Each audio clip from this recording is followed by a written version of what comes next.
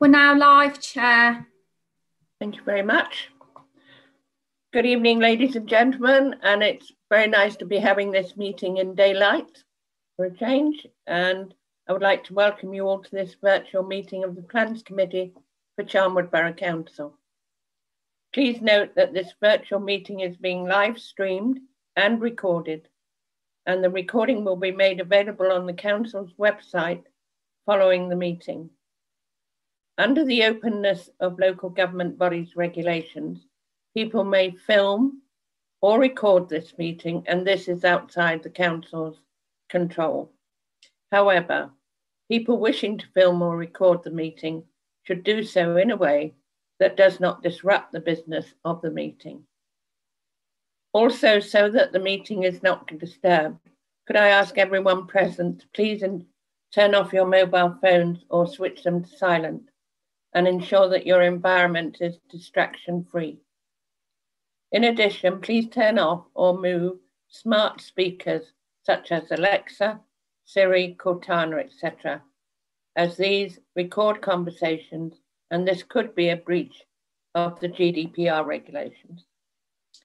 As you know by now, members will need to introduce themselves and state their name and confirm that they can hear and see the proceedings.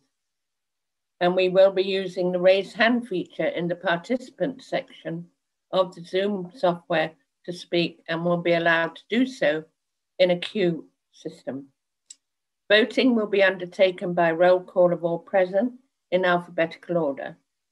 Each member will state their name and how they wish to vote, for, against, or abstain.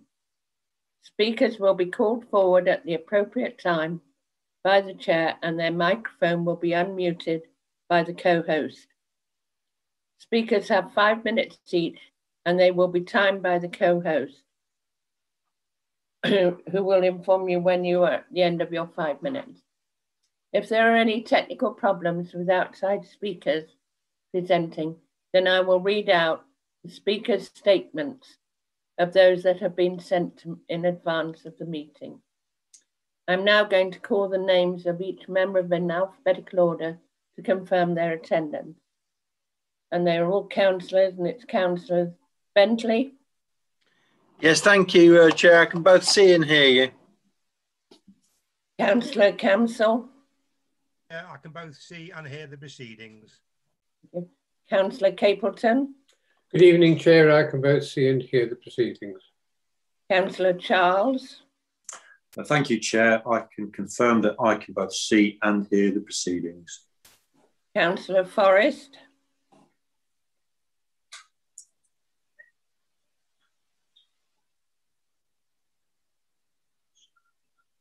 I think you're still muted, Councillor Forrest. I'm so sorry. I apologise, Madam Chair. I'm having problems with the technology. At the moment, I confirm that I can both see and hear the proceedings. Thank you. Councillor Grimley. Thank you, Chair. I confirm that I can both see and hear the proceedings. Thank you. Councillor Lowe. Thank you, Chair. I confirm I can see and hear the proceedings. Councillor Ranson. Thank you, Chair. I can both hear and see the proceedings. Councillor Savage. Thank you, Chair. I can both hear and see the proceedings. Councillor Tassell. Thank you, Chair. I can both see and hear the proceedings. Thank you. Councillor Tillotson. Thank you, Chair. I can both see and hear proceedings. Thank you. And Councillor Ward. Yes, Chair, I can see and hear the proceedings. Thank you. And I am Hilary Fryer, and I'm the chair of this meeting. And I can see and hear all of you. Now I'm also going to confirm the officers that are in attendance. I don't think Mr. Bennett is with us tonight, unfortunately. Mrs. Jackson, the Group Leader Development Management, is joining us. Mr. Marshall, Principal Planning Officer. Mark Pickrell, Principal Planning Officer. Louise Wilson, Principal Planning Officer. Catherine Harrison, Legal Advisor to the Committee. Karen Widdowson, I don't believe, is with us this evening. Ed Brown is the Democratic Officer taking the minutes for this meeting. and Sally Watson, who is undertaking the live stream and also the timing for us. And Ed Brown is also the co-host and the clerk for the meeting. And he will confirm the speakers that are in the virtual gallery waiting to speak. Yep, speakers are all in the gallery. Thank you. Now there is a change in the running order because of the fact that I'll read out what the applications are, but there will be a change in the running order as the councillors, parish and borough do have another meeting to attend. But in your papers, in your agenda item, at the moment is item 1 is application number P202322/2, which is in Burton on the Wolds. Item 2 is the application at Hallam at Quenibra, P201605/2. And the third item is application number P192139/2, which is in Quorn. And we will be taking the Quorn application first. Item 1 on your agenda is apologies. Have we received any apologies? None received, Chair. Thank you. Item 2, minutes of the previous meeting. I'm asking the committee to confirm as a correct record the minutes of the meeting held on the 25th of February. I have received a copy of them. I will call out each committee member in alphabetical order to respond, and then I will sign them. Councillor Bentley. Yes, thank you, Chair. I'm for the... Thank you. Councillor Camsell. For as well. Councillor Capleton. Thank you, Chair. I'm for the minutes. Councillor Charles. Thank you, Chair. Happy to accept the minutes. And Councillor Forrest. Thank you, Madam Chair. I'm happy to accept the minutes. I'm for. Thank you. Thank you. Councillor Grimley. Thank you, Chair. I'm happy to accept the minutes. Councillor Lowe. Thank you, Chair. I agree with the minutes. Councillor Savage. For Chair.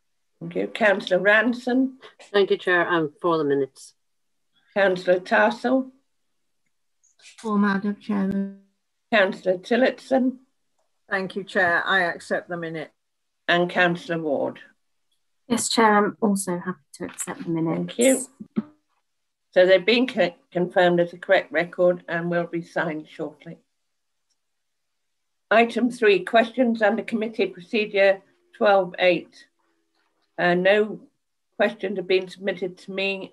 Can you confirm that there are none, please? I confirm that no questions have been submitted for this meeting, Chair. Thank you. Item 4 is disclosures of pecuniary and personal interest. I'll start off by saying that we do have an application to discuss tonight for Quorn.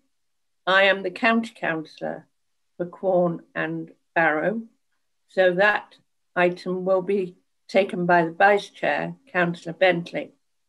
I have no personal or prejudicial interest in this, pecuniary or personal interest, but as for clarification, just to let you know, I think for transparency that I am the county councillor, and it is mentioned obviously in the report.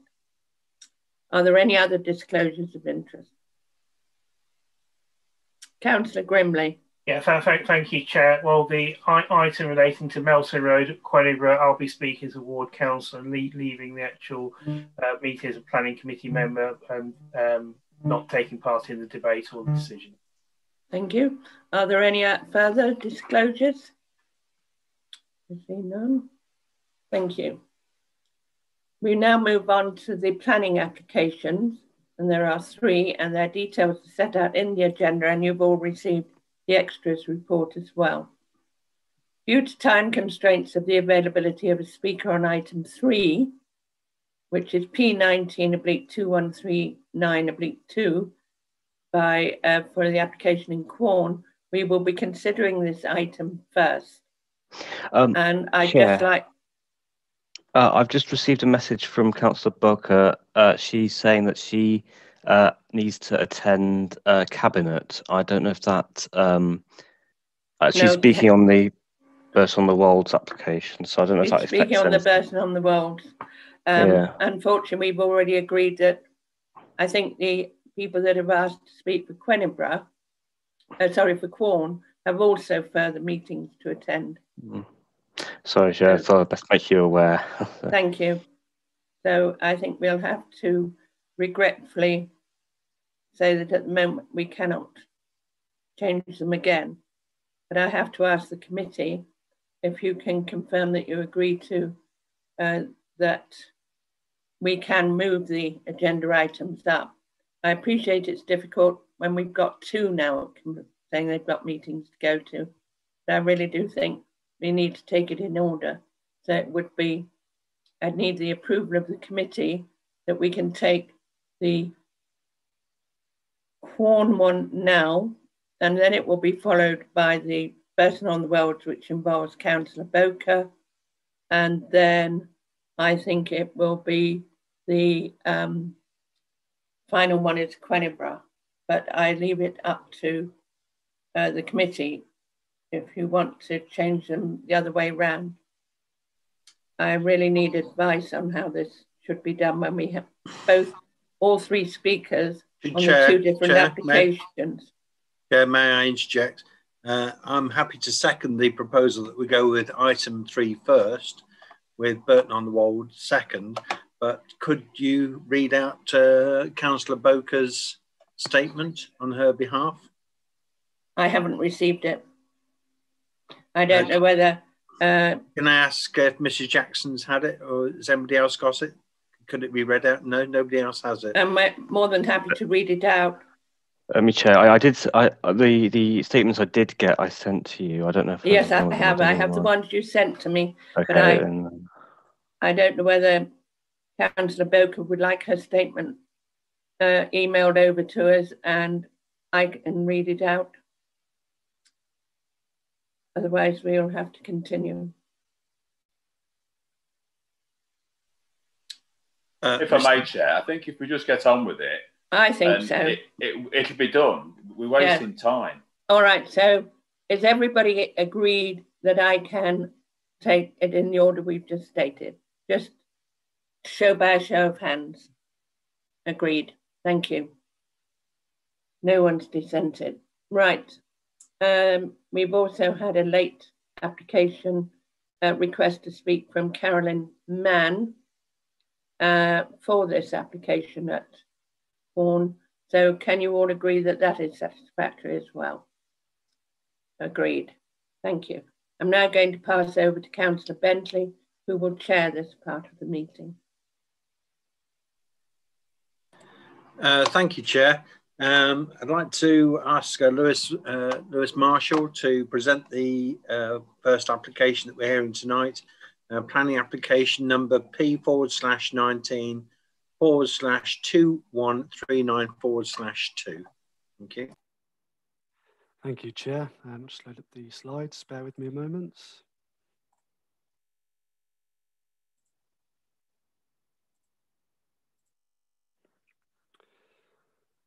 So for item 1, we are at Quorn and considering a full application for 105 dwellings with associated flood alleviation works, landscaping and open space at land at Loughborough Road, Quorn. The application site is a parcel of agricultural land to the western edge of Quorn that measures 5.6 hectares, which has in part been allocated for housing as part of the now adopted Quorn Neighbourhood Plan, which was adopted in 2019. The site is partially located within flood zones 2 and 3, although the majority of the site falls within flood zone 1. The application proposes engineering works to the existing culvert that runs through the site to provide additional flood water storage capacity in preparation for the wider residential development of the site that is allocated for as part of the Quorn Neighbourhood Plan. The site is bound by Loughborough Road to the southwest, the A6 to the north, agricultural land to the northwest, Quorn Football Club and existing recently constructed residential development to the west.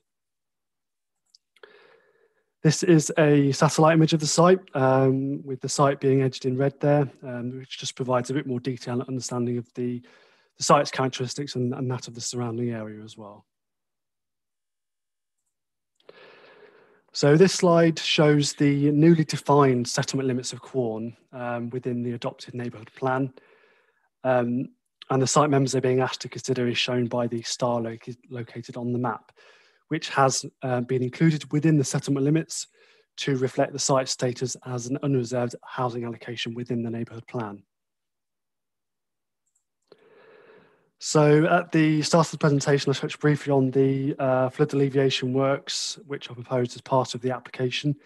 And this slide shows the reason for that. The red area shows flood zone 3, which is high risk, and the blue area is flood zone 2, which is medium risk. And as part of the neighbourhood plan making process, the extent of the allocated site was actually reduced to take into account these flood risk zones.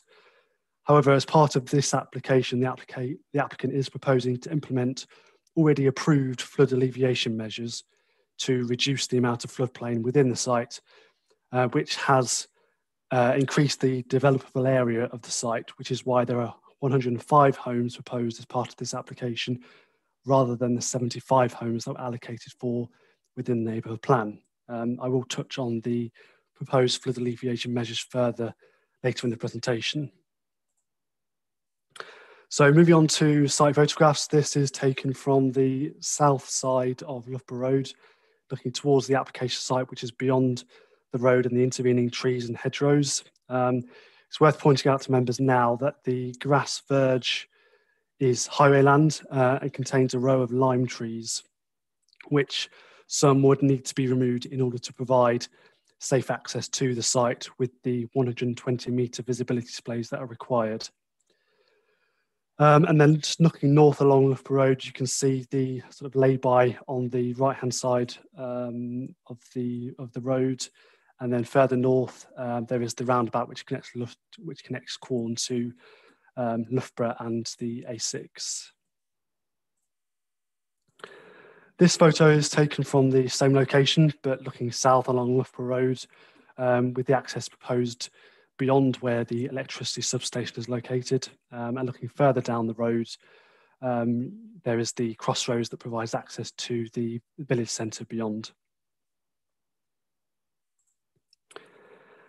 These two images, again, are taken from Loughborough Road, but within the area of the proposed access. The image on the left is looking north, and the image on the right shows the location of the proposed access.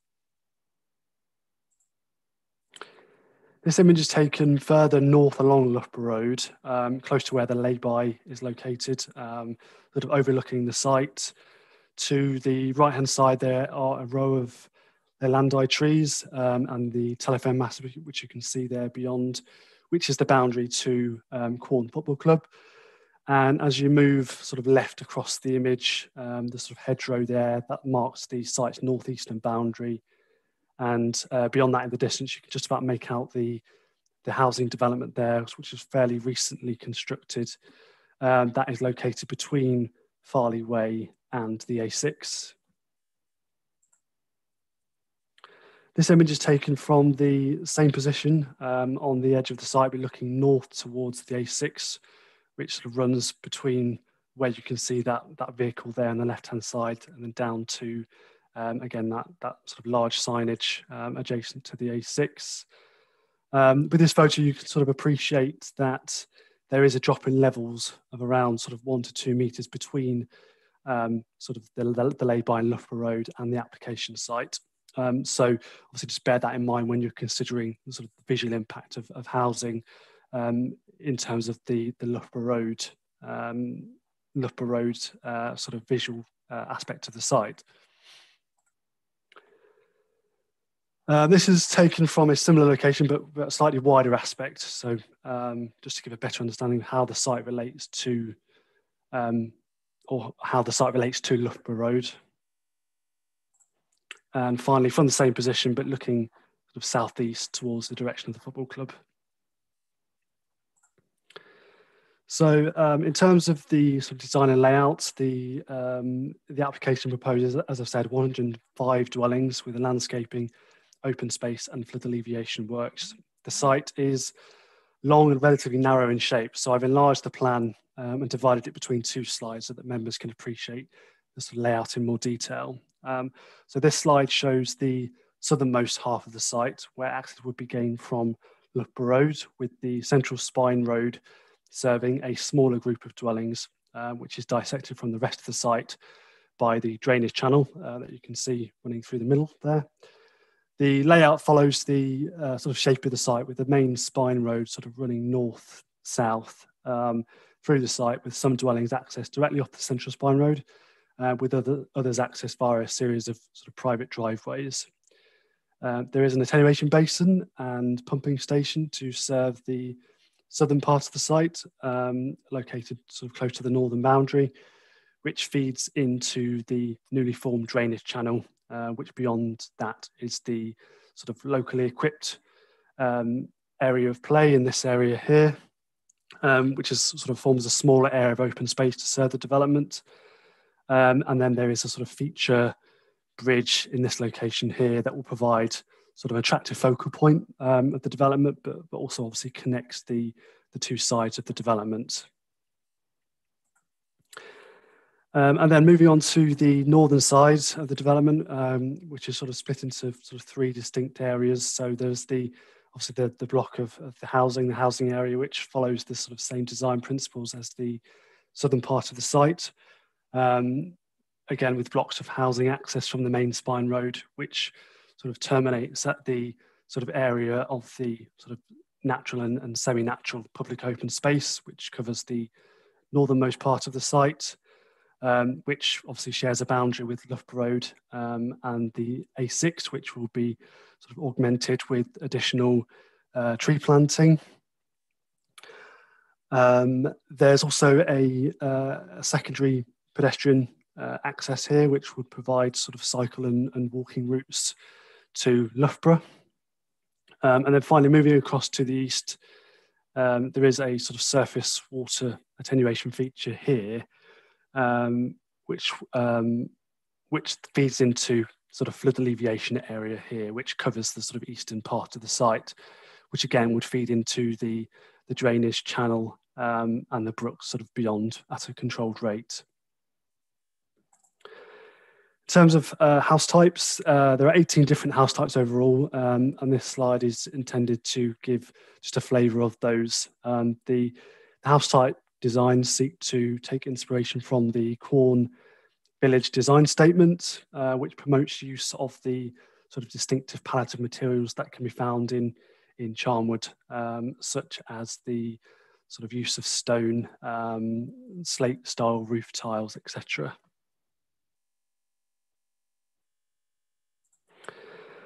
This image was provided as part of the application to give an indication of what the street scene would look like at the proposed bridge that connects the southern and northern areas of the development, which has included the use of the feature stone walls and post and rail fencing, again to sort of reinforce the site's location on the edge of the Charnwood Forest, but also obviously the fact that it's close to the edge of the settlement as well. So this slide shows the proposed access from Loughborough Road, which would achieve the required 120-metre visibility displays in both directions, which, as I mentioned, would necessitate the removal of some of the lime trees that are within the highway verge along Loughborough Road. The access proposals also include the sort of right-hand turn lane junction there, and also a pedestrian crossing point at the mouth of the access, and a further sort of cyclist waiting and crossing point further north along Loughborough Road there. So in terms of key considerations for members, the site is located within the newly defined settlement limits as defined by policy S1 of the Quorn Neighbourhood Plan, and is allocated to provide at least 75 homes by policy H1. These policies carry significant weight, whilst an additional 105 homes within the service centre of Quorn would result in sort of further undermining of the spatial strategy defined by policy CS1 of the core strategy, this policy carries only moderate weight due to its outdatedness in terms of housing need and the council's subsequent shortfall in housing land supply, which, as members will be aware, is currently 4.1 years. In terms of the neighbourhood plan, there is a small degree of conflict with policy H1 because the proposal does seek to provide 30 more homes than the policy seeks to allocate. However, members will need to consider that in officers' opinion, there are no material harms that would arise from this conflict with policy H1. That would undermine, in terms of undermining the plan making process, or neither would it justify a refusal of planning permission. In terms of housing mix, the majority of the homes proposed are 2 and 3 bedroom units, which would meet identified needs in accordance with policy CS3 of the core strategy, but also policies H1 and H3 of the neighbourhood plan. And finally, there is a proposal to provide 40% affordable homes in accordance with the development plan. So in terms of design and layout, landscaping, the house type designs respond to the local context as required by the relevant policies and the design SPD. This is because the layout and design would provide for a high standard of amenity for existing and future residents, and there would be no sort of unacceptable adverse landscape impact. The removal of the lime trees would result in some adverse localised visual impact, but this needs to be balanced against the need to provide a safe and suitable access. And it is somewhat mitigated by the extensive areas of planting proposed elsewhere on the site. And finally, the proposal will provide different typologies of on-site open space in accordance with policy CS15 of the core strategy. In terms of highway safety and access, the local highway authority has raised no objections to the application and advises that the access road layout and parking provision is designed in accordance with their standards.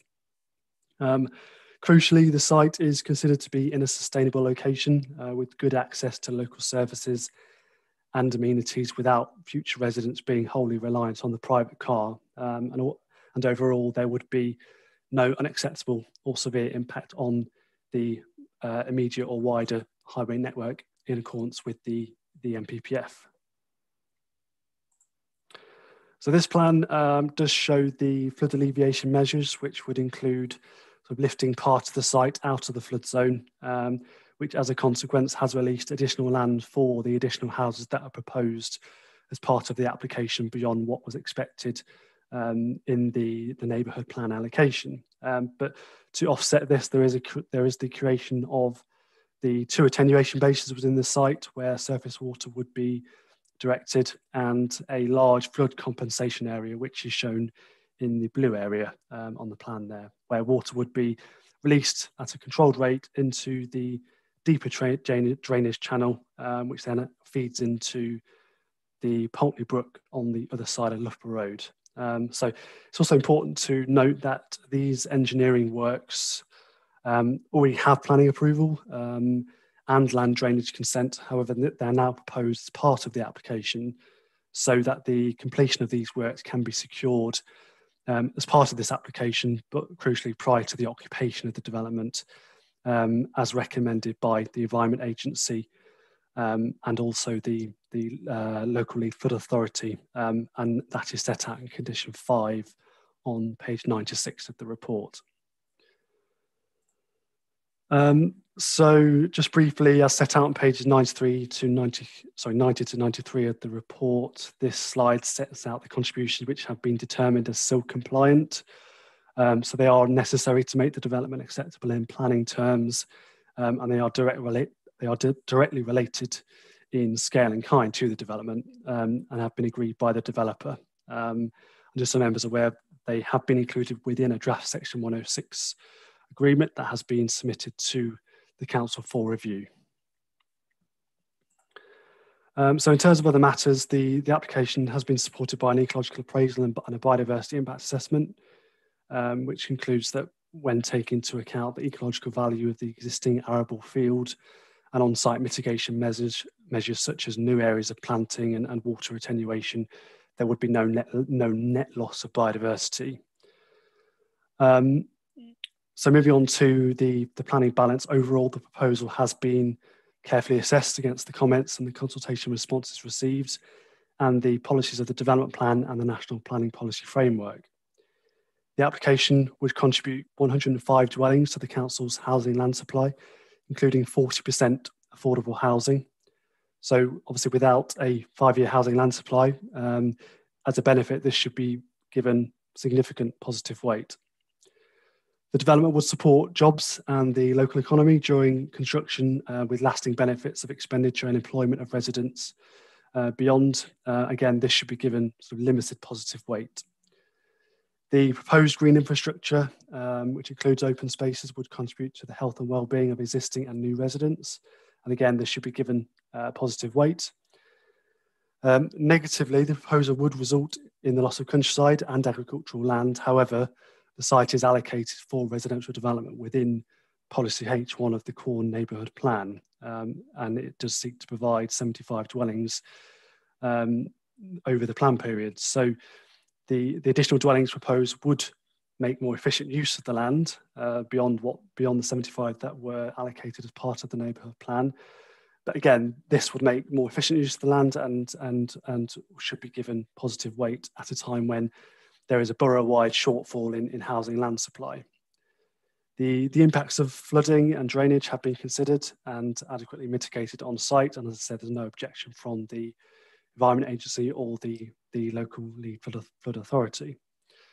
So it's therefore concluded overall that the adverse impacts of granting planning permission would not significantly outweigh the benefits that the scheme would offer at a time whereby the council is not able to demonstrate a 5-year supply of housing land, and policy CS1 of the core strategy is considered to be out of date. The proposal would therefore constitute sustainable development as defined by paragraph 8 of the NPPF, and the application is therefore recommended for approval, subject to the conditions as set out in the report. Thank you, Chair. Thank you, Mr. Marshall. We've got 3 speakers on this item. The first is the applicant, speaking on behalf of Miller Homes Limited and W&J Parker Limited is Helen Dawkins. Helen, are you available?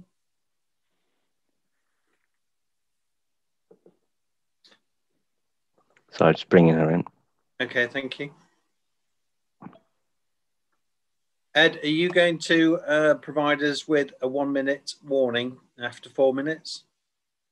I can do. Bear with me. Let me just get my timer.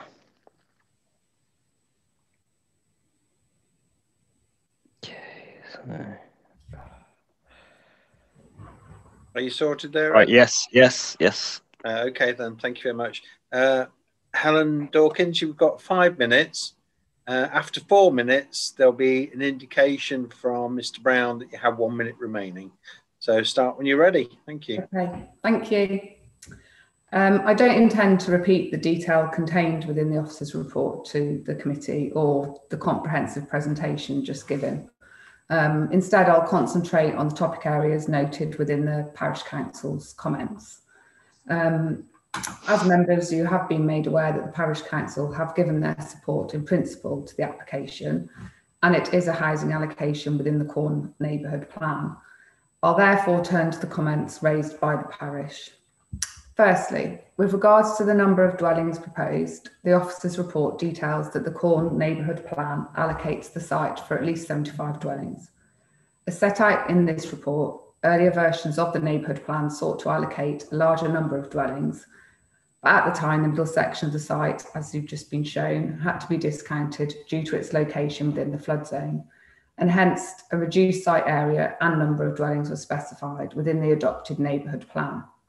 However, as a result of the approved flood alleviation works, which when implemented will remove the middle section of the site from the flood zone, the site area can be increased and in turn accommodate the additional dwellings proposed, delivering a total of 105 dwellings and making efficient use of the site in maximising its delivery potential.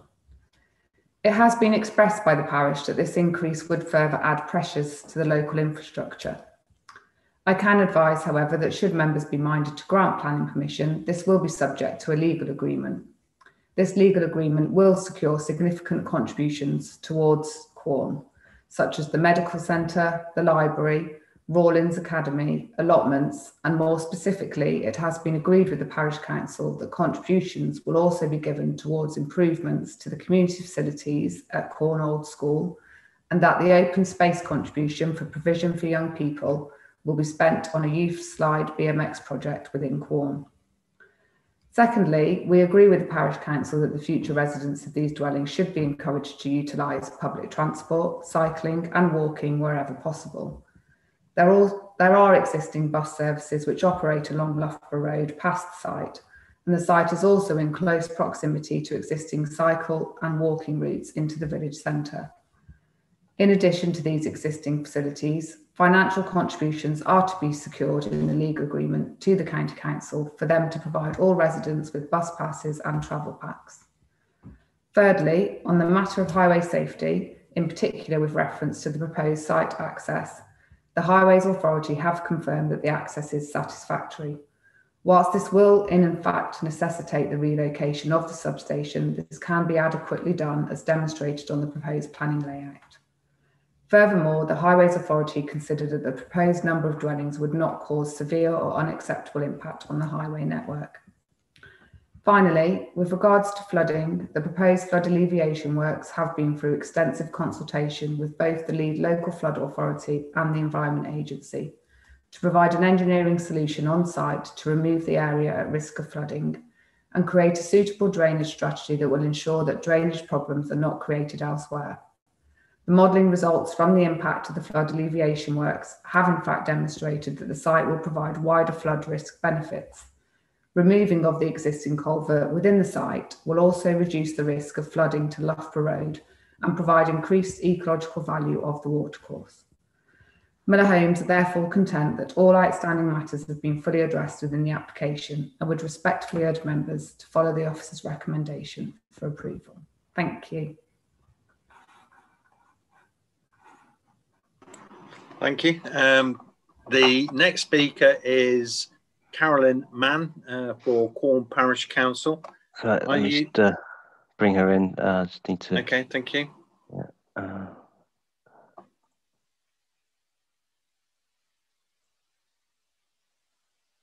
Yep, she should be coming in now.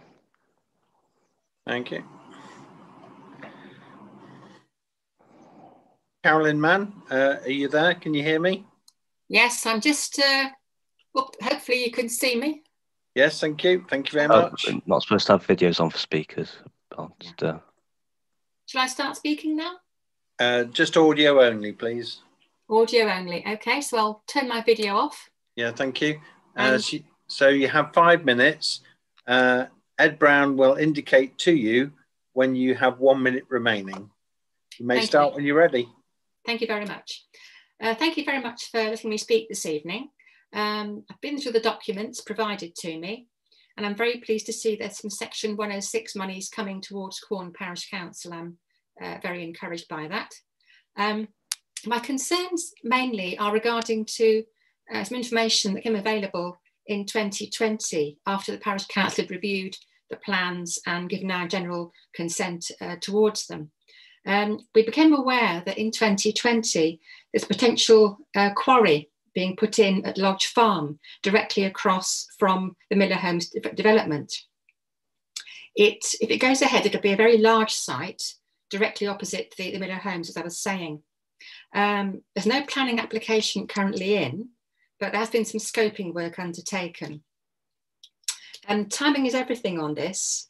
And Miller Homes obviously has looked at everything and assessed everything in regard to flooding and traffic and various mitigations they've been put in with regard to the situation in the area as it currently stands. I think the concerns on the Parish Council are that if a quarry suddenly appears right across the road from Miller Homes, are the mitigations that have been put in place, or will be put in place in Miller Homes, will they be adequate for the new situation? What if we have two huge building works effectively going on each side of the A6? in Quorn. And I think that's really where our concerns are at the moment. And I appreciate it's quite hard because a planning application hasn't gone in yet for the quarry, but clearly it could easily do so. So that's really, I think, what I want to add and to comment on at this point in time.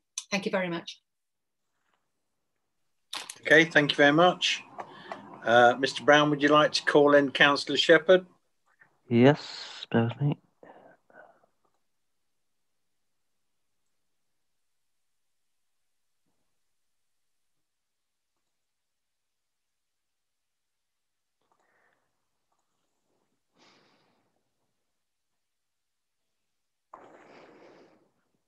Councillor Shepherd?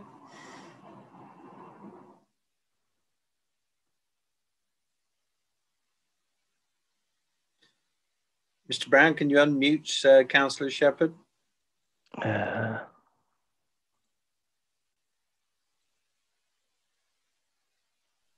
Trying to. Thank you. I think you've done it. Councillor Shepherd, can you hear me? Yes, I can. Thank you, Chair. Lovely. Thank you very much. Okay, I'll begin again.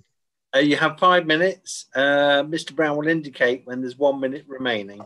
Start when you're ready. Thank you. Thank you. I'm speaking on behalf of Jane Hunt, my fellow ward councillor, as well as myself. I really want to support the comments made by Quorn Parish Council. You've heard the chair of the council this evening just repeating those main points. And in particular, to draw attention to, in your agenda pack on page 81, Quorn Parish Council comments. It's noted this site is within the Quorn Neighbourhood Plan. It is noted also that the number of dwellings is greater than the number originally thought of. But the members of the committee, you will see 6 particular bullet points. I think there are 6 there on page 81. And I do ask you, please, if you are minded to approve the application, to absolutely assure yourselves that whatever you agree and specify, make sure that all of those parish council bullet points and concerns and comments are fully addressed and mitigation agreed by yourselves this evening.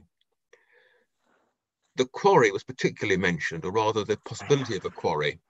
So again, if you are minded to approve the application, would you please specify on whose shoulders or on whose purse it will fall to put in any further mitigation measures for flooding, should that be deemed necessary?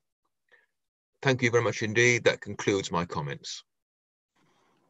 Thank you very much. Right, Mr. Marshall, would you like to comment on anything, any points that's been raised by any of the speakers? Thank you, Chair. Yeah, just very briefly, in respect of this proposal for a quarry at Lodge Farm on the northern side of the A6, obviously Charnwood Borough Council wouldn't be the determining authority for that, for any application that's submitted for that sort of development, because it relates to Minerals and Waste, and the Minerals and Waste Authority is the Leicestershire County Council. And obviously if and when they consider an application on an adjacent site, they will need to be mindful of existing or committed developments within the locality, and obviously how that proposed application may have implications in terms of the wider highway network or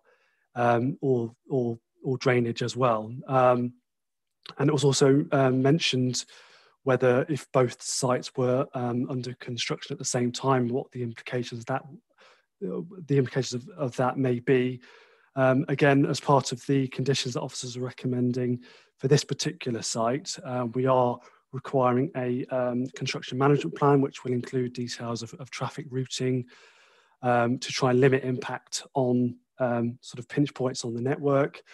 But also there's a condition that seeks the applicant to provide details of managing surface water during the construction process for this site. But obviously, in relation to the proposed quarry, should construction of both sites occur at the same time, that would be a matter for the County Council to consider for that site in isolation.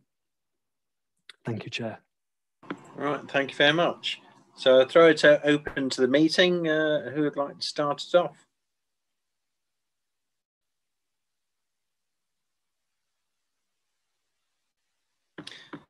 Councillor Forrest and Councillor Tassell. Thank you very much, Councillor Bentley. Yes, I thought I had just 2 questions, but I think I have 3, if you will bear with me. First of all, on the map, the plan that we saw for the site, I'm pleased to see that there is 40% provision for affordable housing. But I would like to ask, where will this affordable housing be located? Will it be distributed throughout the site, or is the affordable housing going to be grouped together in some odd corner of the site, please? I think if that happens, it does not make for community cohesion. Secondly, we're told that the 5-year land supply at the moment is 4.1. I would like Mr. Marshall to tell us, if he can, he may not be the person to ask, how often is this figure recalculated? Because we've given planning permission recently for quite a number of houses. So I would like to know how the figures are beginning to square up. And again, my third question is, and I accept that Mr. Marshall may not know, we've now started to hear about a proposed quarry adjacent to this site. Is Mr. Marshall able to tell us how, are these putative plans, or are the plans for the quarry, how far are they advanced, to put it shortly? And they're my questions, thank you. Thank you for that, Councillor Forrest. Just before we go to Councillor Tassell, can I go back to Mr. Marshall to, if he can, answer those 3 questions, which was whereabouts the 40% affordable housing is going to go, how often the land supply figures are calculated, and whether he knows any more about a possible timescale on the quarry matter. Mr. Marshall, thank you. Thank you, Chair. Yes, I'll do my very best. So it might be better to show you the location of the affordable units if I just reshare my screen again. So just bear with me. So so back to the site layout plan.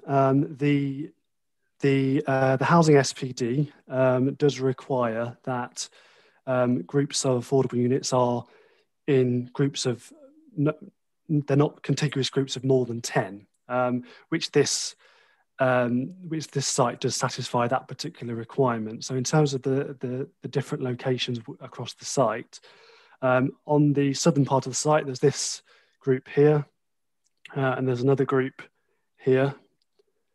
And then moving along to the northern part of the site, again, we've got a group here and a group here. So they are interspersed at different locations throughout the site. In terms of when the council's 5-year land supply is calculated, it's my understanding that this is done on a yearly basis as part of the sort of annual monitoring report, which takes place at the end of March, early April. So members and officers should be aware within the next month or so, as far as I understand, what the latest calculation would be. And the final question was in relation to the quarry. Obviously, as I said, Charnwood Borough Council isn't the determining authority on this particular application. It may be that when an application is submitted, we are consulted, and at that time we'll know more information. But as far as I'm aware, we haven't been consulted as yet, because I don't believe a formal application has actually been submitted.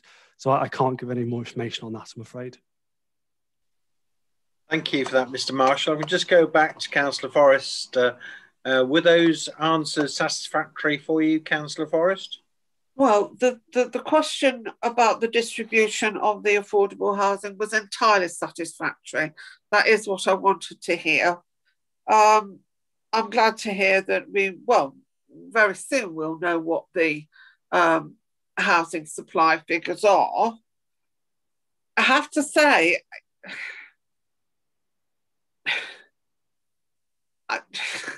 I'm really rather worried about the prospect of this quarry, because I will be honest, I'd read through the agenda very carefully, and I did come tonight prepared to give permission for this, you know, to agree with officers' recommendation.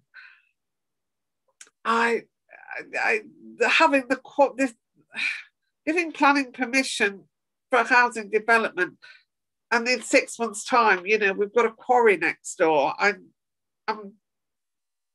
thrown me a bit. No more than that, but it has just thrown me, really.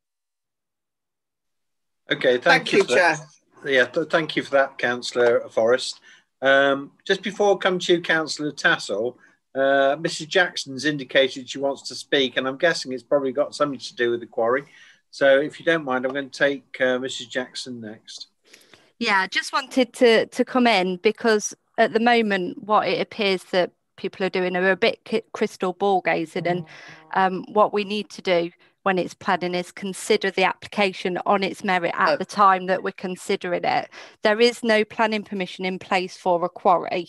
Whether that will be in the future or not, we'll have to wait and see.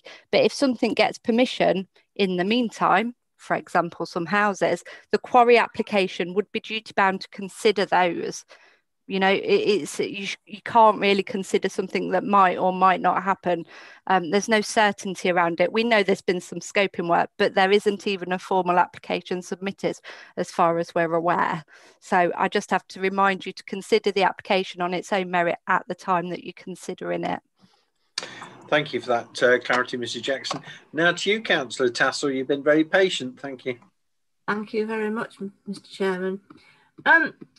On the photographs, I think it's to the east side of the site, there is a long, very tall row of conifers. Now, do they belong to this site or do they belong to the football club? If they belong to this site, then is there a management programme for them? And is there is there a management programme for them so that they can be locked and kept tidy instead of being what they are at the moment? Thank you for that, Councillor Tassell. I'm going to put that to Mr. Marshall, see if he can come back to us with a reply on that. Thank you. Thank you, Chair.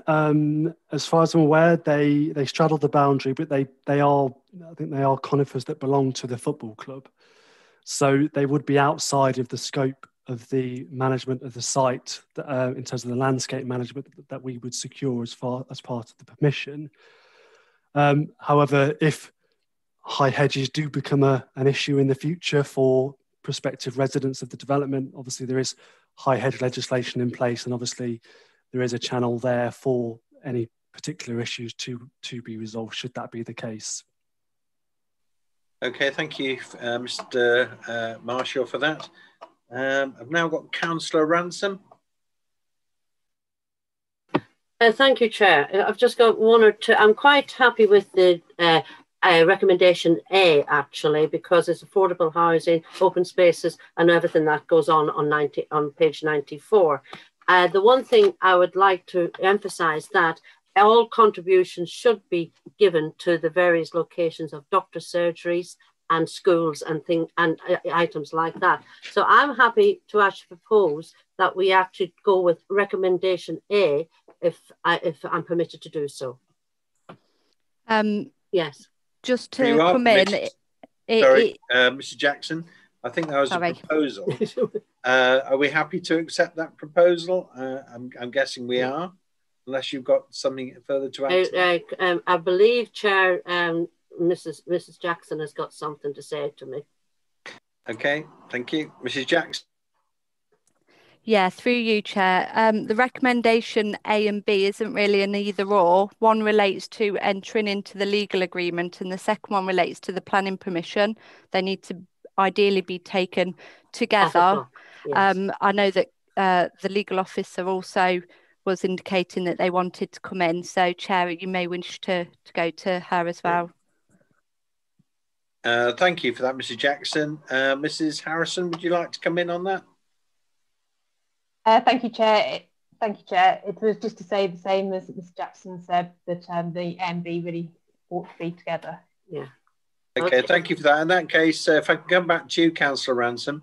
I'm happy to go with the advice of our legal and one of our officers. I'm happy to recommend A and B, please. Yeah, thank you for that, Councillor Ransom. I'm now going to go to Councillor Campsall. Thank you, Chair. Could you just confirm with officers that the new planting will be all native on this scheme, please? Thank you for that. If we can go back to Mr. Lewis. Sorry, Mr. Marshall, sorry. That's okay, thank you, Chair. Off the top of my head, I can't confirm whether all of the planting will be native. The landscaping, the application has been subject to a detailed landscaping scheme, which has been considered by officers to be acceptable, which obviously would mitigate the impact of the development, both in a sort of visual term, but also a sort of biodiversity sort of mitigating the impact of that as well. So I can't confirm whether whether all planting is native, but we've assessed it as to be a suitable landscaping scheme. Yes. We can just come back to you, Councillor Campsall. Is that a satisfactory answer, or would you like? No. Yeah, no. I mean, our wildlife needs homes as well as people. You see, that's a trouble. We're happy with that at all. Mr. Marshall, if we can come back to you on that, is there any possibility of perhaps adding to this application the requirement for more native species?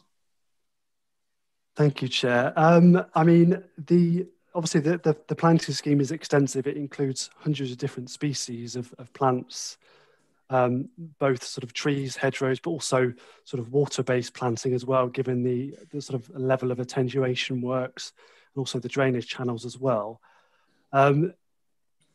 Obviously, the planting scheme that has been submitted has been assessed by the council's ecologist, who is happy with the landscaping scheme in that it will mitigate the impact of the development so that there is no net loss of biodiversity. So as I said, I mean, officers are satisfied with the planting scheme proposed, but in terms of Councillor Campsall's specific question, wanting confirmation that all species are native, I don't have that information, I'm afraid. Okay, thank you, Mr. Marshall. I'm just now going to move on to Councillor Savage. I'm quite happy with officers' recommendations on this, and I'd like to second Councillor Ransom's proposal. Thank you, Councillor Savage. I'm now going to move to Councillor Ransom.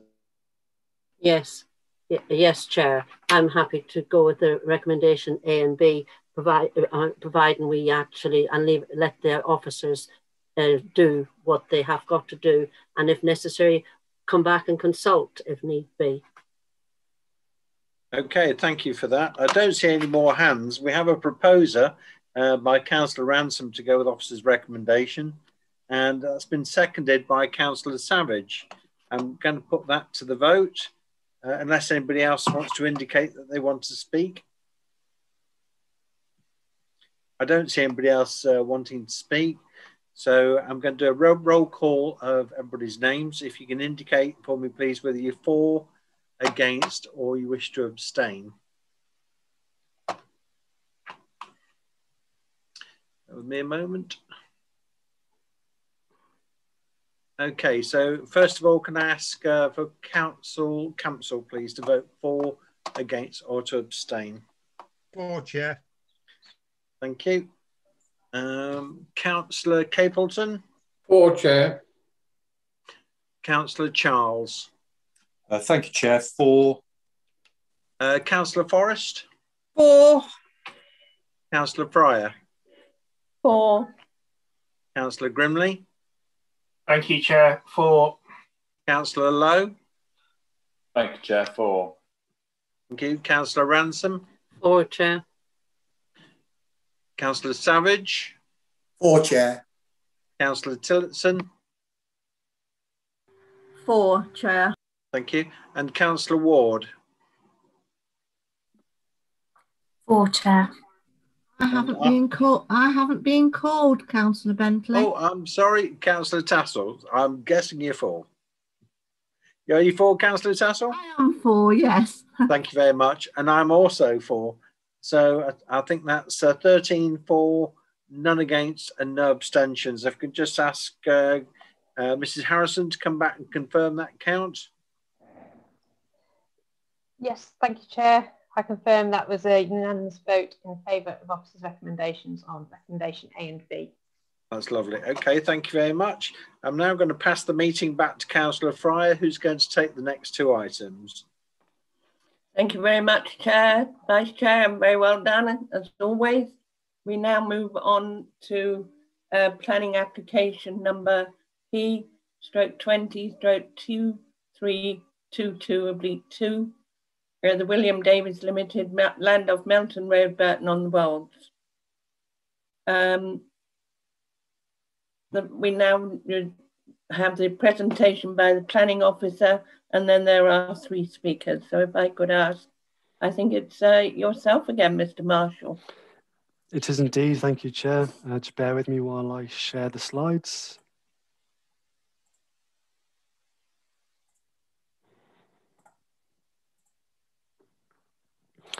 Okay, yes, so thank you, Chair. So for this item, members are being asked to consider an outline application for 70 dwellings, of up to 70 dwellings, with all matters reserved except for access at Melton Road, Burton on the Wolds.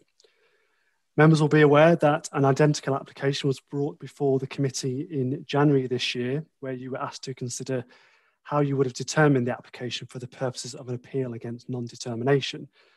And members resolved to follow officer's recommendation by refusing the application for a single reason related to the lack of a signed Section 106 agreement. The appeal related to the application is ongoing. However, the current application has been submitted and have progressed alongside the appeal. And unlike the committee meeting in January, in this case, members are being asked to make a determination as to grant or refuse planning permission. Before I get into the presentation, I do want to bring members' attention to the extras report, as there have been a number of late representations received, which are all addressed within the extras report. However, the crucial one I want to bring members' attention to is the consideration that an application has now been submitted for development on the Sturdy Poultry Farm site, which is adjacent to the application site and is proposed for allocation as a reserve site within the Wolds neighbourhood plan. However, officers have considered this and advised members that this is not a material consideration that would change the recommendation before members tonight. And the key reasons for this are as follows. The submission of this application does not alter the status of the development plan or the weight that can be given to the emerging neighbourhood plan. The application before members tonight needs to be considered on its individual merits at the current time, having regard for the relevant planning policies. And also the submission of an application at the Wolds Neighbourhood Plan Reserve allocation site does not provide certainty that the scheme will be delivered within the 5-year period, nor does it increase the level of harm associated with the proposed development at Melton Road. Furthermore, the application submitted is yet to be validated and consulted on, and as such, it is in the very early stages of being considered. Further to the publication of the committee report, we've also had further comments received from Parish Councillor Shield, seeking clarification on a number of points raised within the extras report, with the key issue being around the status of the neighbourhood plan, which officers have described as emerging, which is considered to be the case because it has not yet been made or adopted and doesn't form part of the development plan. So whilst Councillor Shields' further comments and clarifications have been noted and saved to the planning file as a record, they do not change the officer's recommendation.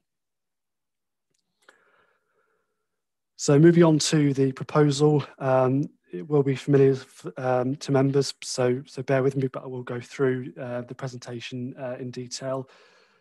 This is where the site is located, on the eastern edge of the village of Burton on the Wolds, with Melton Road running along the north, Salters Lane along the west boundary of the site, and at the bottom of the site running along the southern boundary is a small development at Seals Close. The area edged in red is the application site, and the area in blue is not included as part of the application, but is land that is under control of the applicant. This is a satellite image of the site with the site depicted there by the yellow star, which, as the site location plan suggested, there is existing development to the south and west of the application site. So moving on to photos, these are a series of recent photographs taken at the site, and this particular photo is taken from Souters Lane, looking over the site, and you can see the Eaton Works beyond the site, and to the foreground you can see their relatively newly planted belt of trees which are located along the eastern site boundary in the area that is edged in blue on the site location plan. So that belt of trees is not included within the application site, but it is under the control of the applicant. This slide shows you the view looking across the site towards the backs of those properties along Seals Close that adjoin the southern edge of the site. And it just shows the sort of various different forms of boundary treatment that define that edge of the site, and obviously defines the rear of those gardens as well.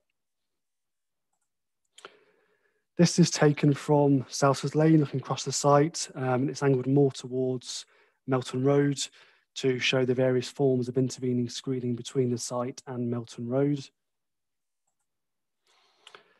And this slide shows a close-up of the boundary between the site and Seals Close. It's included really just to show the sort of extensive hedging and mature hedgerow trees in part that define this side of the site and its site boundary. This is the frontage of the site looking from Melton Road. Between the site and Melton Road there is an area of allotments which is behind the hedge there with the polytunnels, as you can see. And then beyond that is another hedge and the site itself. And then beyond that is Seals Close in the background. Just for completeness again, these are a couple of images taken from Seals Close. You can't see the site itself from Seals Close as it's actually located behind those houses and the shops there.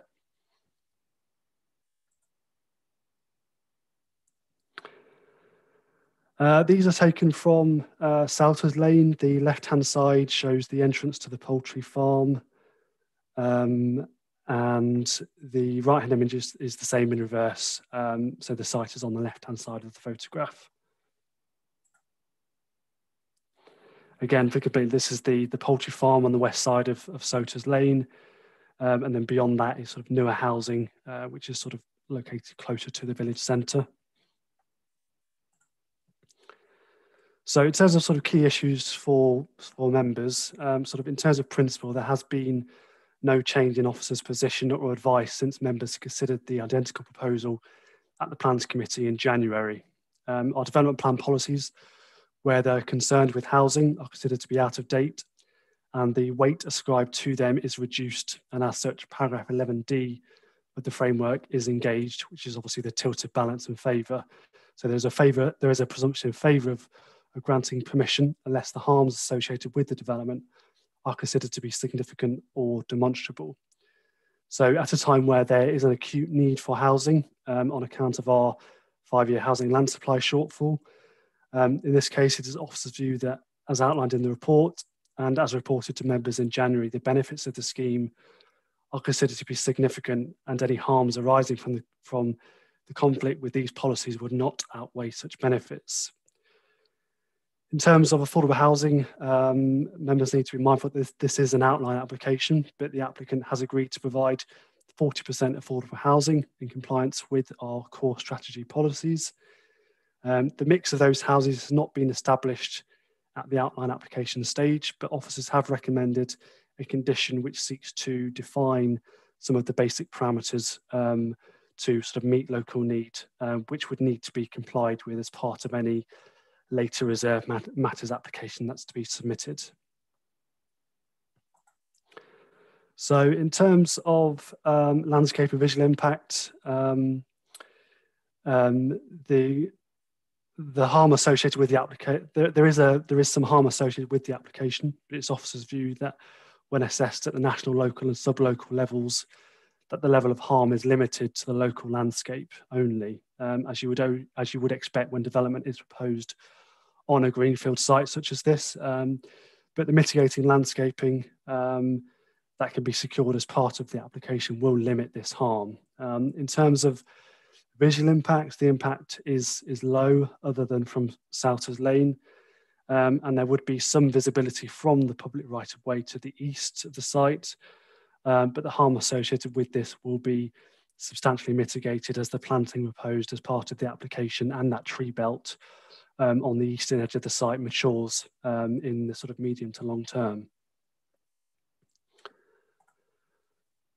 So sort of continuing with sort of landscape and visual impact, this slide is a series of panoramas and is provided to give an indication of the landscape and visual impact. The top one is from Melton Road, and the expanse of the site is indicated by the red line at the top of the shot. The middle one is taken from the junction of Wymeswold Lane and Melton Road, and the bottom one is taken from Souters Lane, where it has been identified that there is the sort of greatest level of visual harm. Similarly, these shots are taken from Melton Road, looking west towards the site, with the photograph at the bottom being a close-up of the area within the yellow square to sort of give you that sort of shot in more detail.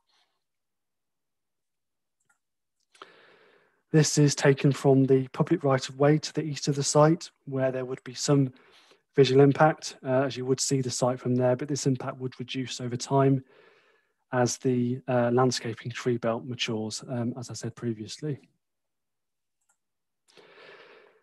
This is a distant view of the site, which gives perspective as to sort of how small the site is within the sort of wider Wolds landscape, which is why officers have arrived at the view that overall the landscape impact is not significant. So moving on to design, this is an indicative master plan which shows the blocks of housing. The yellow stars are sort of focal point buildings, and the pink star is a sort of possible play area. And the southwest part of the site is to be kept free from development on account of its proximity to the poultry farm and the levels of odour associated with that particular use. Along the northern side of the site, this area will be reserved for sort of surface water attenuation, which the location of this has been informed by the site drainage surveys. But just to recap, this plan is illustrative only, as it's an outline application, and obviously full details will be considered in terms of the landscaping, the layout, the appearance and the scale as part of any future subsequent reserve matters application. However, access is a matter for consideration as part of the outline application. This is a plan of the proposed access, which is a standard T-junction onto Melton Road. The local highway authority have been consulted on the application and are satisfied that the proposed access is safe and that the wider road network has the capacity to accommodate the proposed development and the additional vehicular movements that would be generated as a result of that. They are also of the opinion that the site makes the most of its location in terms of sort of sustainability. The site is served by a bus route, albeit a limited bus service, and there is their choice for residents to be able to access the village on foot, either via Melton Road with the proposed crossing point, or via the potential for pedestrian access points onto Souters Lane.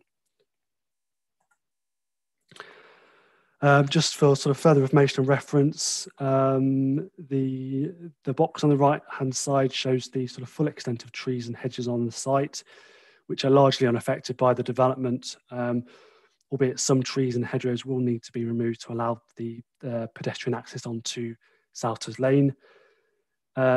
The box on the left is a close-up of the access where there are 4 trees that would need to be removed to provide the site access. But the quality of these has been assessed, 2 of which are being sort of poor quality and 2 are sort of medium quality ash trees. Again, just for information, this is the site drainage strategy plan. The site is entirely located within flood zone 1, which is the lowest flood risk. The plan shows a surface water attenuation feature along the northern boundary, where obviously the position of this has been informed, as I said, by the site surveys that have been undertaken. And the way that the drainage system would work is that obviously surface water flows would run into that attenuation basin, which would then release water at a controlled rate to the brook. This is set out in the report, but again, for completeness, these are the contributions which have been determined as SIL compliant. So they are necessary to make the development acceptable in planning terms, and they are directly related in scale and kind to the development, and have also been agreed by the developer and have been included within a draft Section 106 agreement, which has been submitted for the Council for review. So in terms of other matters for members to consider, obviously heritage, the site is within an archaeological area, and the site is recognised to have value as a sort of ridge and furrow site. However, Condition 5 does secure a programme of investigation and recording so that the history associated with the site cannot be lost. So sort of the harm in this respect is sort of can be mitigated to a point where it's sort of limited harm. In terms of ecology, officers have assessed that the site can be developed in a way that will not result in a net loss of biodiversity, and the use of conditions 12 and 13 as recommended within the report can secure the mitigation required as part of any reserve matters. In terms of other things to consider, obviously the site is grade 3A, best and most and versatile agricultural land, which again does count against the application within the overall planning balance. However, it is a small site and does not form part of a wider holding that would otherwise cease to exist should this site be lost to housing. So the harm in this respect is limited as well. So sort of with all that in mind, obviously the planning balance needs to be considered, and in terms of the benefits of the application, the site will provide 70 houses, as you know, at a time where there is an acute need for housing, and 40% of those would be affordable homes as well. There are no technical objections to the application, which can't be overcome with the use of conditions. And obviously in terms of the harms, you know, there is some landscape and visual harm within the locality of the site. And obviously there is the loss of grade A agricultural land, and there is the conflict with the relevant policies within the development plan and also those within the emerging neighbourhood plan. However, when considered in the round, as was the situation in January, the adverse impacts of granting permission would not significantly outweigh the benefits that the scheme would provide, and therefore the application is recommended for approval subject to the conditions as set out in the report. Thank you, Chair. Thank you very much, Mr. Marshall. We have 3 speakers. We have, I thought we had we have an objector, Helen Jarvis, a parish councillor, Councillor Shield, and a ward councillor, Councillor Boker. Can I just bear with me a minute, please? I thought we had another speaker, but we don't. Okay, sorry about that. So is Helen Jarvis, Miss Helen Jarvis, in the waiting room? Could you let her in, please, Ed? I'll just bring her in. Thank you.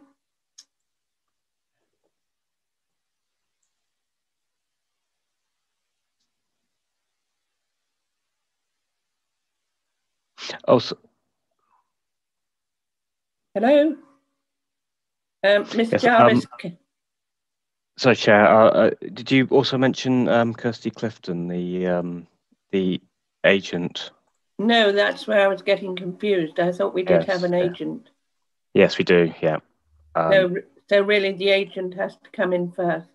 Okay, I'm not sure. Can I just double check that, please? the order of this.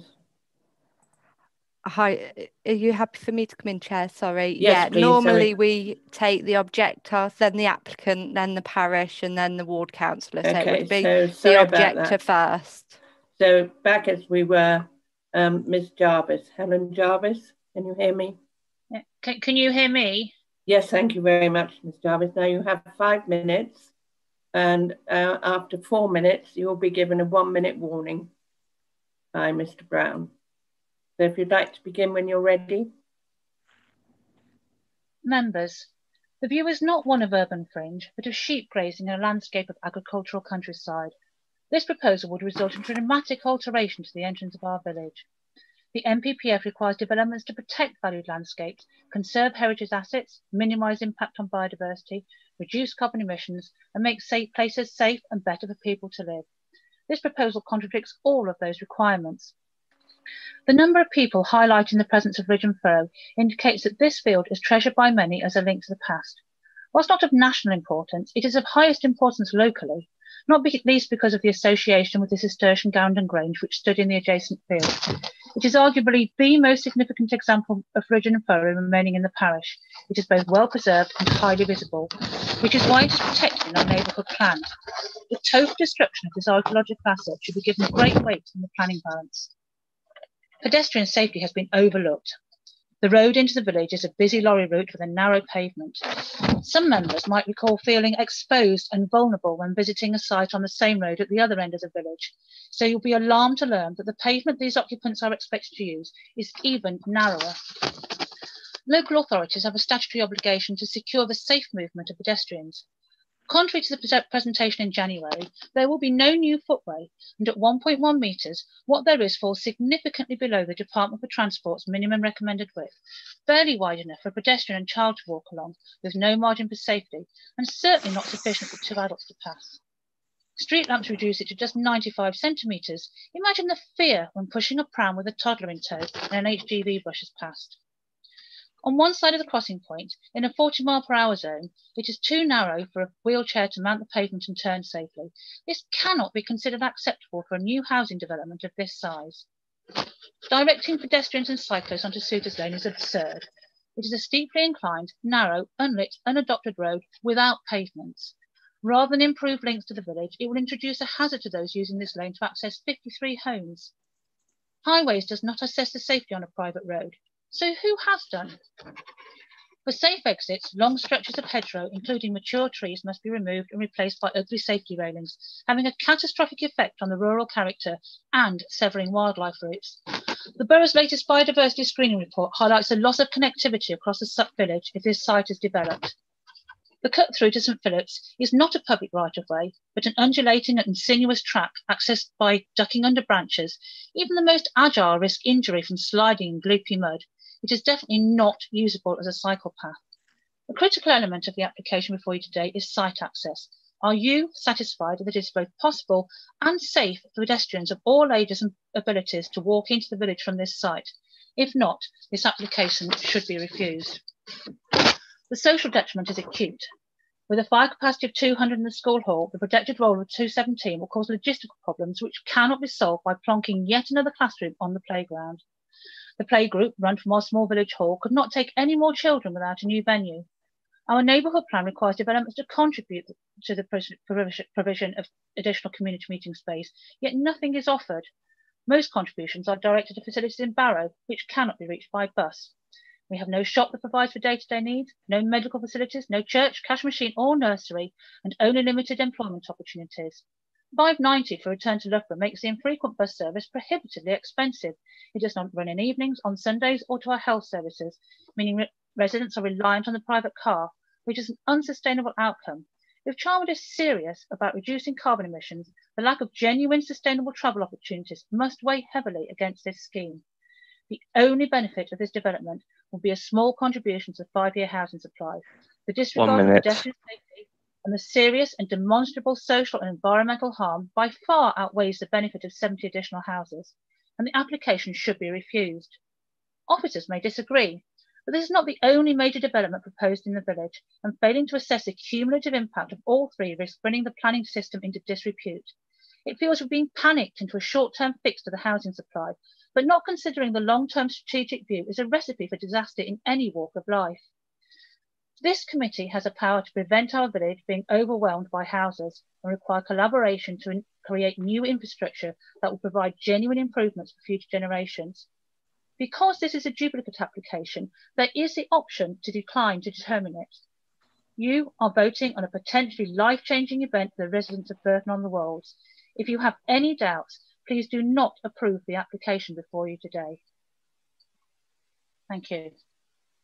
Thank you very much, Ms. Jarvis. I now call on Kirsty Clifton with the applicant, the agent, please. Yes, bear with me, Chair. I just need to Certainly. Get Ms. Jarvis out, Ms. Clinton in.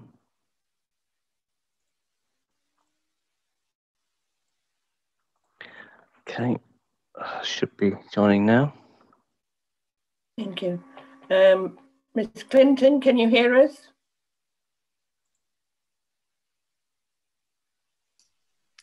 Hello, can you hear me, Chair?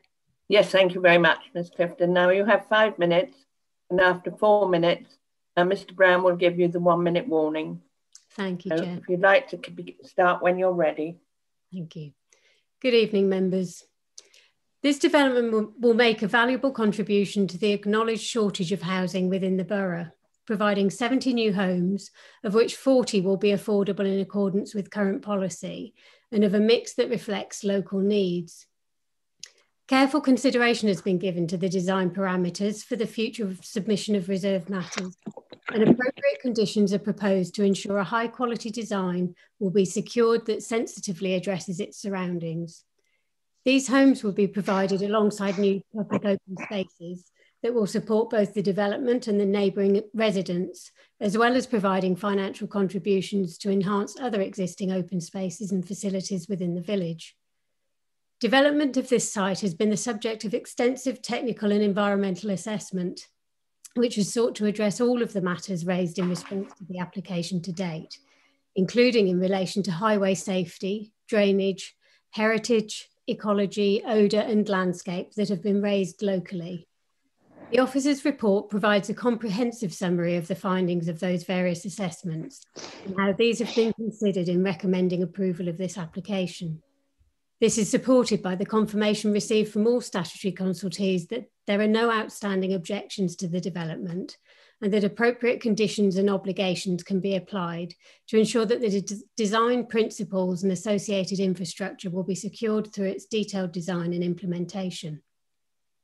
Members will note that the report to committee considers the additional comments raised in response to the application and remains consistent in its recommendation to approve this application subject to the completion of a Section 106 agreement. That agreement is well advanced in consultation with the Council's legal advisors and will secure all of the infrastructure contributions and obligations required to support this development, including securing 40% affordable housing, sustainable transport measures, and contributions towards education, health, and community facilities. In summary, the current housing land supply deficit within the borough is critical and must be addressed.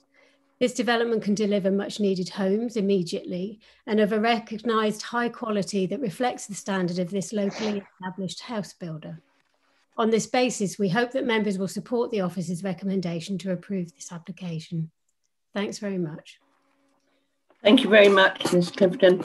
I do apologise, Mr. Marshall. I didn't come back to you after the first speaker. Do you want to come back now or after the parish council and the ward member have spoken? I'm happy to come back when everybody's spoken, if that's okay, Chair. Thank you very much. I now call on Mr. Robert Shields for the parish council. Councillor Shields.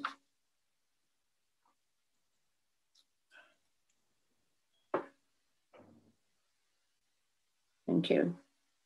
Councillor Shields, can you hear us?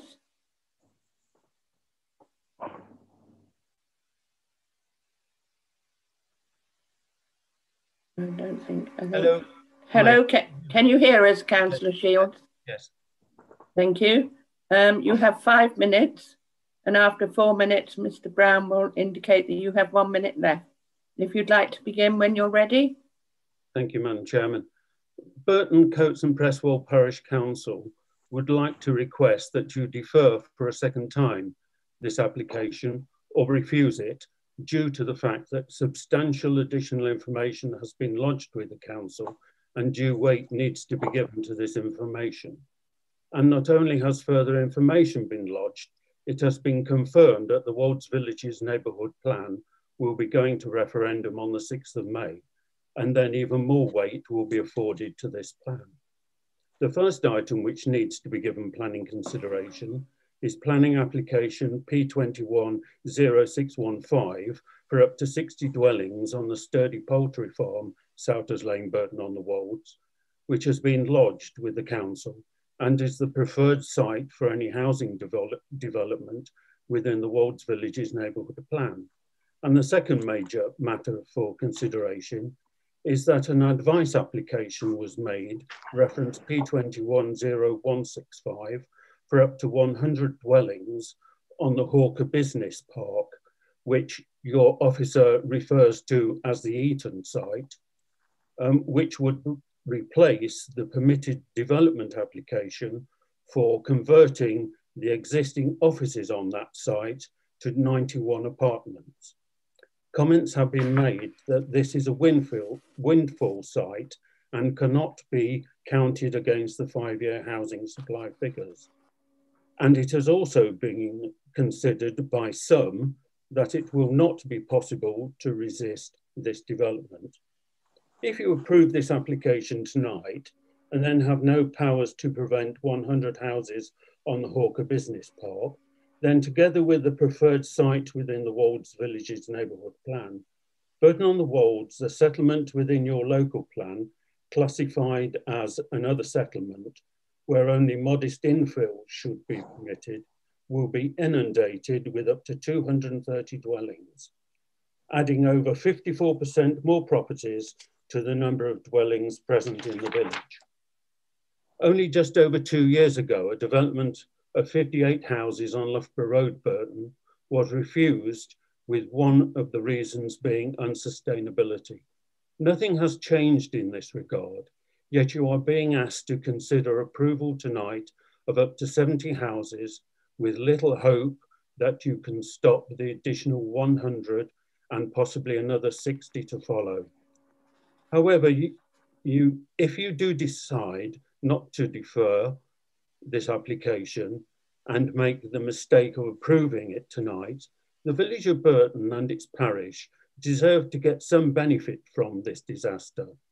We therefore ask that you condition any permission via a Section 106 agreement so that it provides a community meeting space in line with the requirements of policy WV10 of the Wolds Villages Neighbourhood Plan on the site, in addition to the other allowances within the Section 106 within this agenda. There is also no need for you to abide by your decision made at committee in January to refuse the original application 190041 by the single condition of not having a Section 106 agreement in place. Because due to the weight of considerable additional information now available to you, it would not be unreasonable for you to add additional conditions to this previous application prior to it being heard at the appeal. 1 minute left. Thank you. No. Thank you, Mr. Shields. I'm now going to ask, is Councillor Boker there, please?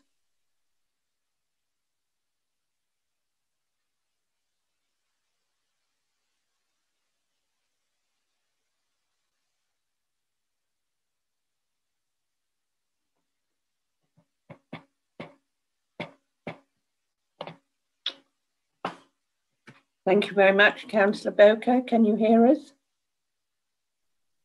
I can. I'm sorry for the delay, but it seems to take a while to be re-entered into the meeting. Yes, it does, I'm afraid. Right, you have 5 minutes, and after 4 minutes, Mr. Brown will indicate to you that you have 1 minute left. Can you all hear me? Yes, we can. Okay. I'm starting now.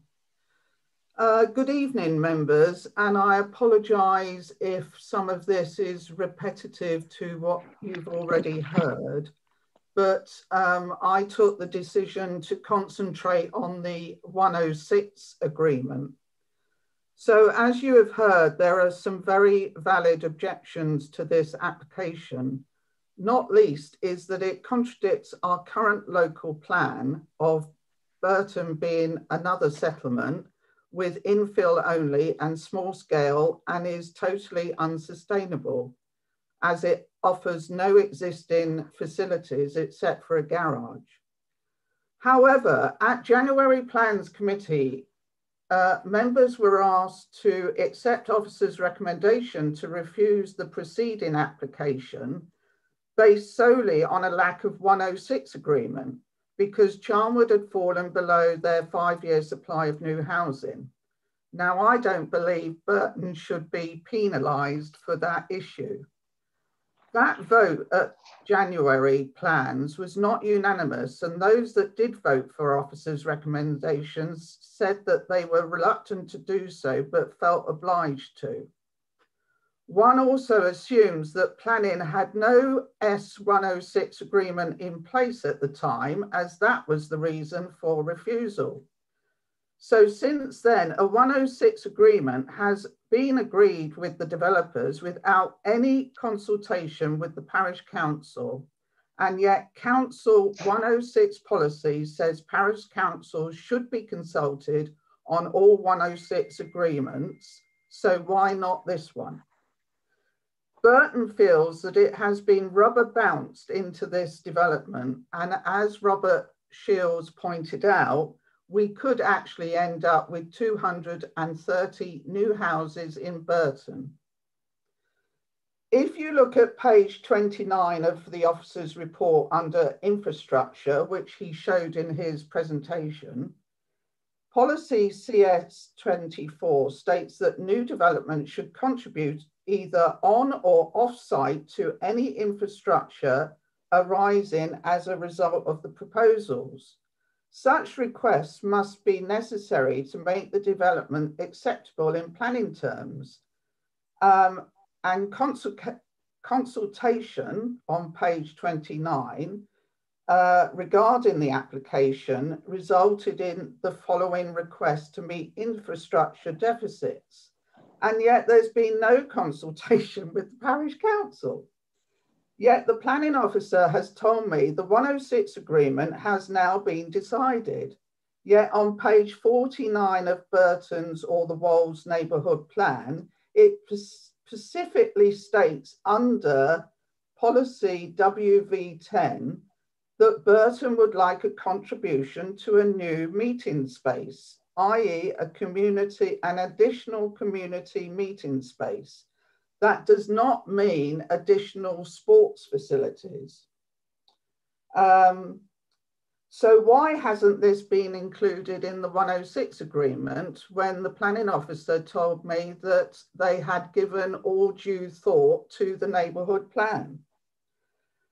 Under open space contribution on page 29 of the officer's report, it says provision on site for young people or an off-site contribution of 66,000 towards facilities at the playing fields and 23,000 towards improving outdoor sports specific 1 minute left. Facilities.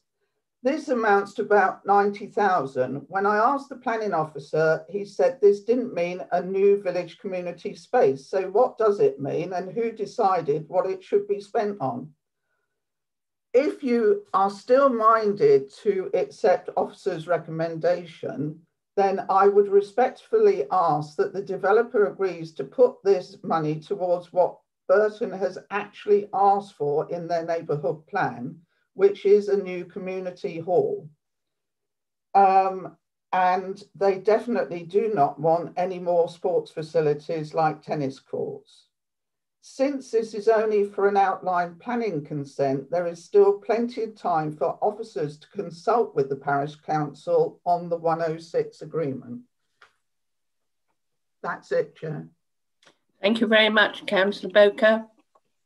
We'll now go to Mr. Marshall. And I do apologise, Mr. Marshall, not coming to you between each speaker, but if you could do your best now, please. I'll do my best. Yes, thank you, Chair.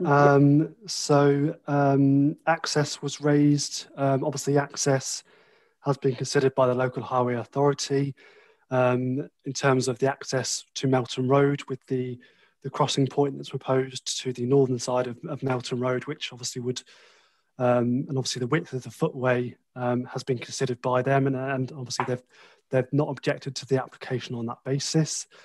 In terms of the pedestrian access to Souters Lane, obviously the exact detail of those access points would be defined by any subsequent reserve matters applications. So we don't know exactly what those pedestrian access points are going to look like at the current time, but obviously we would have due regard for pedestrian safety at such time. And we would obviously seek the expertise of the local highway authority through that process as well.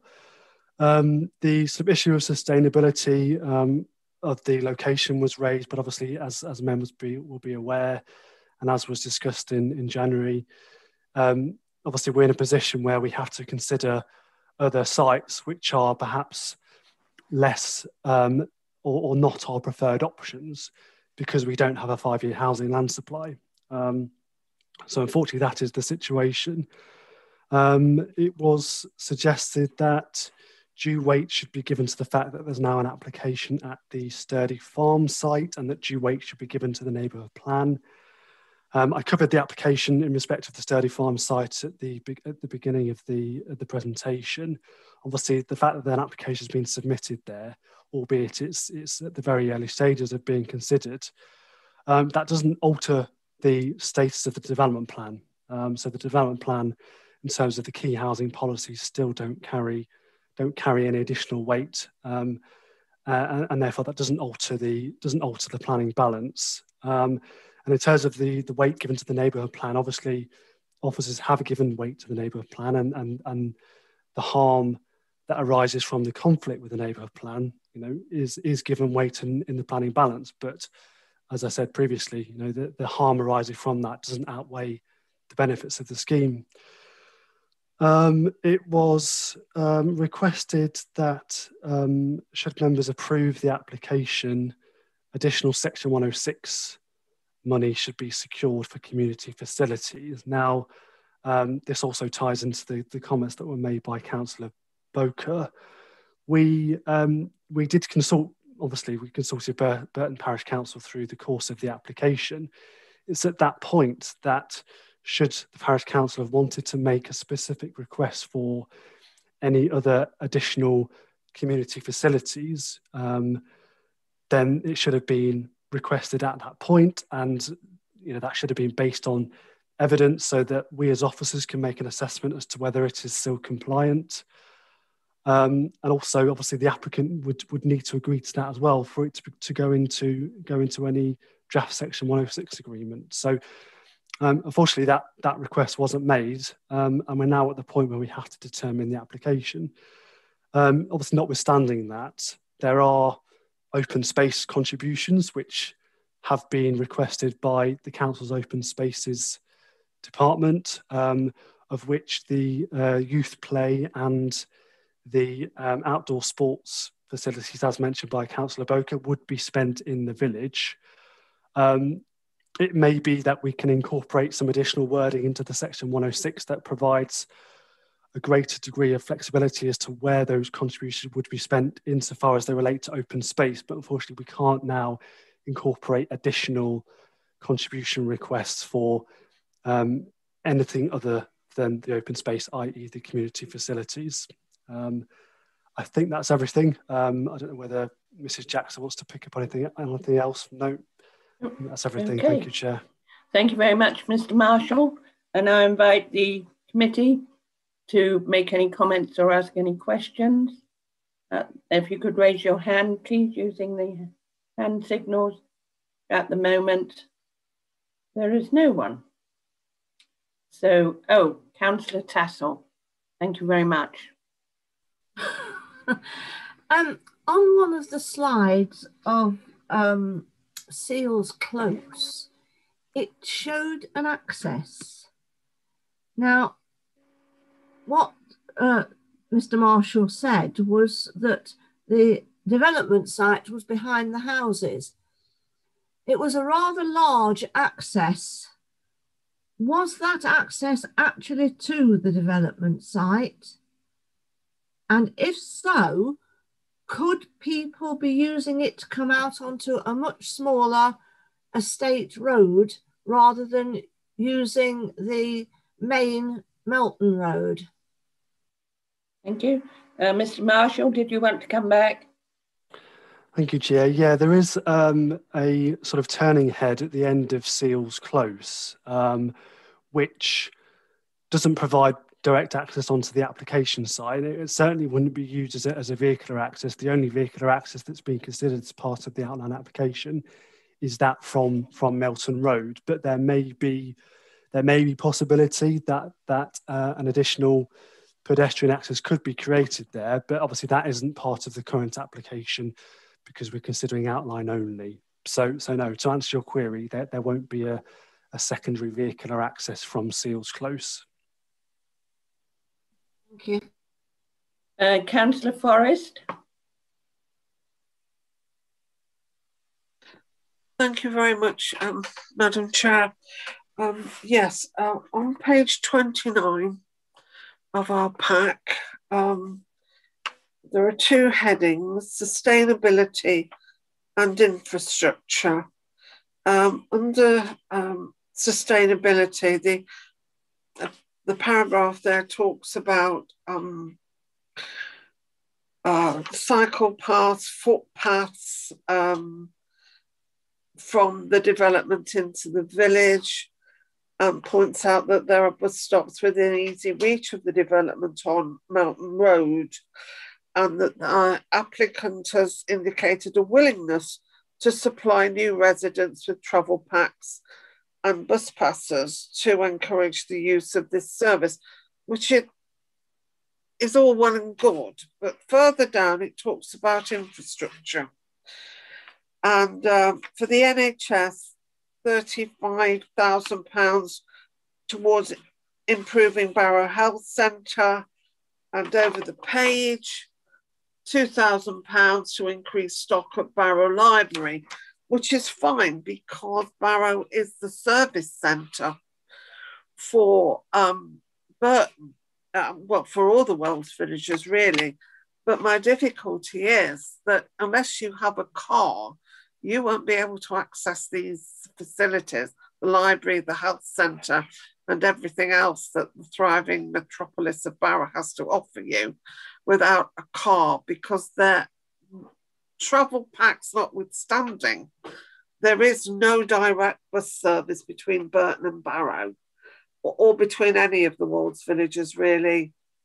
You're going to have to go into Loughborough, come out again. The two don't make sense to me. They don't match up. And I feel on the whole that this is not a sustainable application. Thank you very much, Madam Chair. Thank you, Councillor. Councillor Ranson. Thank you, Chair. Thank you for letting me speak on this. Travel on Souders Lane. There's no footage on no footpaths wide enough for pedestrians. I'll stand to be corrected if I'm wrong, but I don't think I am. It's quite dangerous. The other thing is that Mr. Marshall said that they couldn't go into a consultation or anything because everything has been set in stone, even though it's an outlining planning permission. With regarding if the committee is minded to pass this, could we not put in a condition that we should look at the infrastructure and the actual new community facility with the builders, so that they have got something, as the parish council did say, that they had enough playgrounds and enough bits and pieces like that and sports facilities. And I think really, to be honest with you, it's the travel that's really bothering me, to be honest with you, because it's quite a busy road. There's an industrial estate just up the road from it. on his way into Wymeswold. And it's just, I would like to have this satisfaction knowing that, and there's no bus service except at least one every 2 hours up until 6 o'clock. That's me finished. Thank you, Chair. Thank you, Councillor Ranson. Councillor Forrest, you still have your hand up, if you'd like to take them down. Councillor Ward, and then I'll go to Mr. Marshall to answer those points. Councillor Ward. Thank you, Chair. I just wanted to echo Councillor Forrest's comments really about the sustainability of this site. I am very concerned about how it would integrate with the rest of the area and how isolating it's going to be for residents that end up living here if in fact they don't have access to a car. The CPRE have objected on the grounds that it's not a sustainable site, and I've not heard anything yet this evening that's convinced me that it is, I'm afraid. Right, I'll go to Mr. Marshall. Just before I do, Mr. Marshall, a lot of mention has been made about the possible an application for the poultry farm, and there is an inquiry sort of as to turning the old, what I know is the Hawker Siddeley, and I think you call it the Eaton building, into flats and property for 100. Well, wouldn't that come over the same point with infrastructure and sustainability? Mr. Marshall, if you'd like to come back on the questions have been and points raised so far. Yes, thank you, Chair. So quite a few different points to pick up on. Yes. In terms of Councillor Ranson's comments, she mentioned that as far as she's aware, there is no footpath on Salters Lane, which is correct. There is no footpath. It is a metalled private road that serves the development within sort of Seals Close. And obviously it also serves the chicken farm. So yes, residents that sought to access the village via those pedestrian access points on Salters Lane would potentially have to walk along Salters Lane, but obviously it is a narrow lane, traffic speeds are generally quite low. So, you know, in terms of the risk there, there isn't considered to be sort of a significant risk to pedestrian safety, but obviously notwithstanding that isn't the only pedestrian route available to any future residents. Obviously there is the new crossing point on Melton Road as well, which obviously provides access to the village.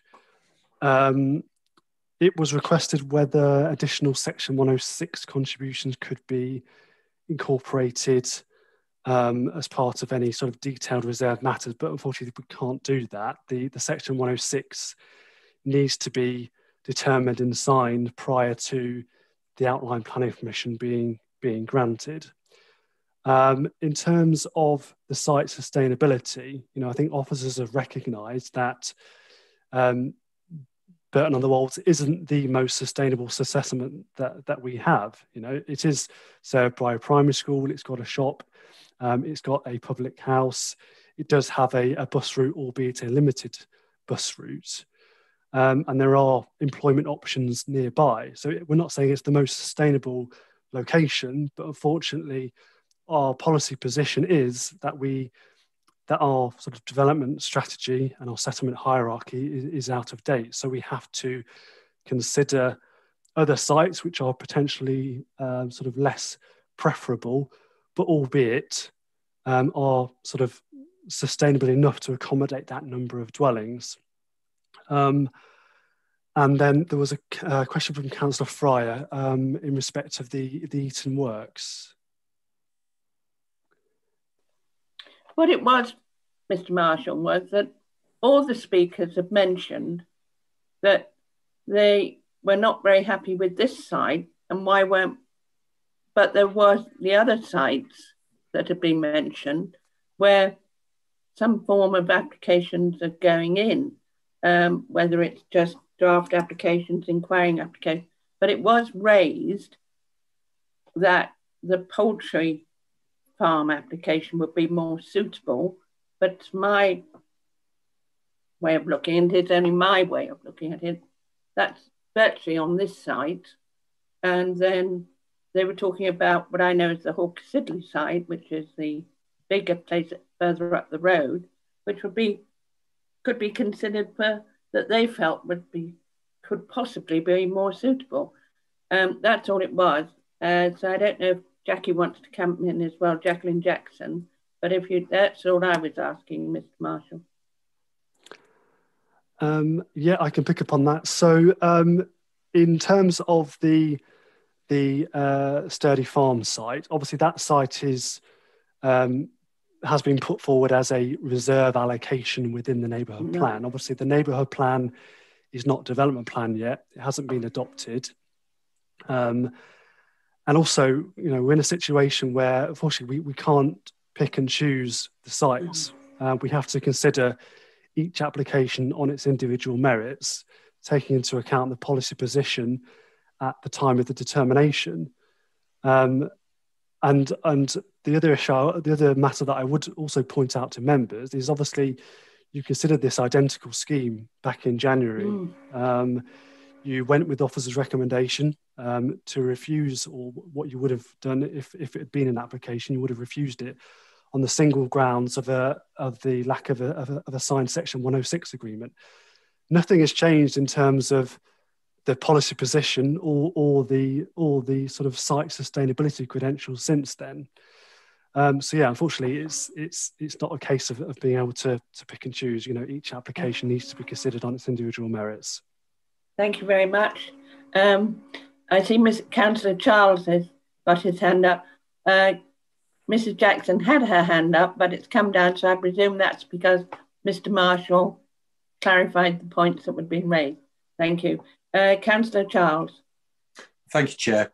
Just a question, really. Should the councillors be minded to defer this application, would that allow the parish council to resolve their issue with the Section 106 monies? Thank you. Mr. Marshall or Mrs. Jackson? I think officers would advise against deferral. The applicant has a right to a timely determination.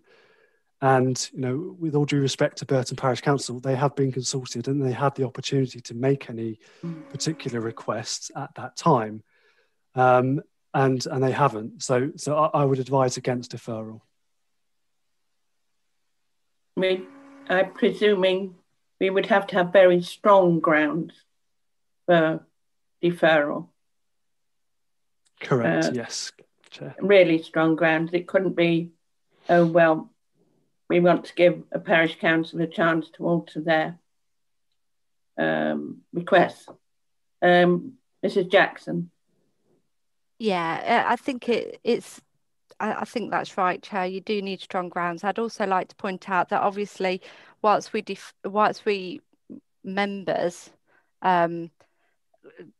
made the decision that they would have refused if they were to determine the previous application when it came in January. At that time, the committee report did consider all of the infrastructure that was necessary, and the issue from the parish council and that request wasn't made at that time. So, this is, and then they've been consulted on the new application as well. So, we didn't feel it was necessary previously. There'd have to be very, very strong evidence to prove that it was necessary, and the evidence, and that's not a quick process. So it's just really to highlight the history of the last application as well, which is obviously material, not binding, but is material to members. Thank you. Right, I see no more hands. So I haven't had a proposer or a seconder for anything. Has anyone got? Oh, Councillor Savage, you wanted to speak? I'm very happy with the report and happy to propose that we accept the officer's recommendations on this. Thank you very much, Councillor Savage. Do I have a seconder? Yeah, I'll second that, Chair. Thank you, Councillor Bentley. So we will now go to vote to accept the officer's recommendation. I'd like to thank you all very much for a very interesting and very active discussion on it, because it's a very difficult one. So we'll now go to the vote. Councillor Bentley. For. Councillor Camsell. Against.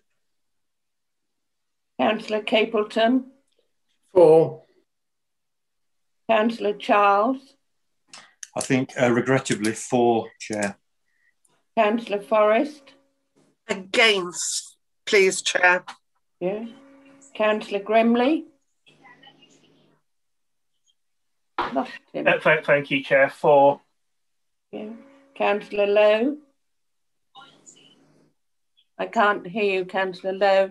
You're muted. Against. All right.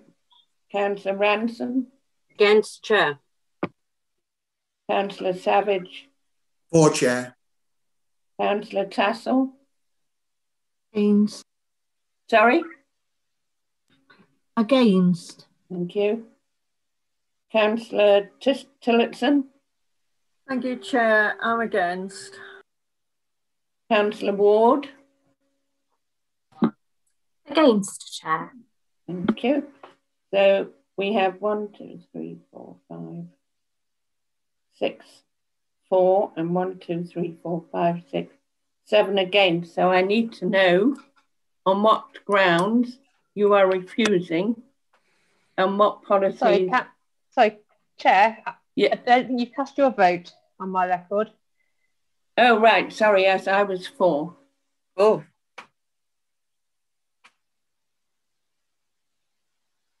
That's where I got the 6, 4, and 7 against. So I need to know from the people that are. Oh, sorry, Mrs. Jackson. Hi, yeah, just to come in, Chair. Obviously, it's not been decided that it's definitely being refused yet. There does have to be a proposition for that motion, and we have to go through, so all that's happened is the proposition to approve against the officer's recommendation has happened. What I must stress now to all members is that, we have to make the decision you make must be based on sound planning reason, and I will need the reasons to be able to, we will need those reasons for the decision that you are going to make. So they may need to be debated thoroughly. Right, so we need now to debate those that are the reasons for the refusal on sound planning reasons, preferably with policies and decisions. Councillor Forrest. Thank you, Chair. I am against on the grounds of sustainability. I do not think that this application is sustainable. And we've talked about the difficulties that it's going to provide for walking to the site. Clearly, we've discussed that it's unsafe. The approach is unsafe. I, as well as others, have taken on board the fact that there is no real bus service or accessibility into the nearest service centre unless you have a car. And I thought that, it was government policy to try and encourage people not to use the car so much and to use public transport and to walk. And you cannot use public transport if there is no public transport to be used. And in in Burton, to get to the nearest service station, there is no viable public transport. So if I could just, for clarification, it is just purely on sustainability, but not quoting any policies or anything else? Just and also we are taking it that it's at this time there's no bus services or anything. So can you have a sort of think about that, Councillor Forrest, while I move on to Councillor Tassell and Councillor Tillotson? I will, thank you, Chair. Thank you. Councillor Tassell? Well, I'm against this on transport grounds, and I'm also against it on traffic grounds, on the access to this road onto a busy road with a very narrow footpath. If the developer had offered to give us some wider footpaths, then for people to walk on, to push prams on and to push wheelchairs on, I would have probably thought differently. But I just feel that they want to just develop this land because it's where it is. And I do feel it's unsustainable on the fact that there is very little, there is no bus service as such. Every 2 hours, I think, was mentioned. You've got to have a car out there, and that's going to put even more vehicles on the road. Also, if the development across the road goes ahead, then that's even more cars on the road in a small village. And I don't think, my objections are to the transport and to the road structure itself. So again, it's very similar to Councillor Forrest, but without any policies or things withstanding. We'll come back to the Officer for Guidance afterwards. Now I've got Councillor Tillotson. Yeah, thank you, Chair. I agree with Councillor Tassell and Councillor Forrest. It was a closely run thing for me, actually, but it does come down to the transport issues. If there was a bus service every hour rather than every 2 hours, and if it run at weekends every 2 hours, say, then I would have probably voted for. We don't have, because we're operating remotely, we don't have access to the book that we have in the council chamber. So I think we have to rely on Okay, we'll ask the officers. Yeah, thank you. Councillor Ward? Thank you, Chair. Yes, I agree with Councillors Tillotson, Forrest and Tassell. For me, as I already mentioned, it was largely to do with sustainability. If you want policies, looking at them, I suppose that I'm sure Jacqueline will be able to confirm, but that's under policy CS1, scale of development within limits to development, and possibly also policy CS11, landscape and countryside, protecting the distinctive character of the local area. And also, I actually didn't vote against the application at the last planning meeting where it was raised because I anticipated this happening. I didn't want my vote against at that meeting to be considered a vote against on that one S106 point because I objected to it on these grounds at that point. So I feel I'm quite consistent in my feelings towards this application, to be honest. Okay, so Mrs. Jackson, I'll come to you because everybody has quoted and said the reason would be for sustainability, particularly with transport and infrastructure.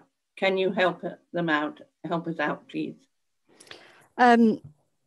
Yeah, I will try my best. So there's two things I think that I really need to speak to members here. You are right, sustainability is covered under our CS1 policy.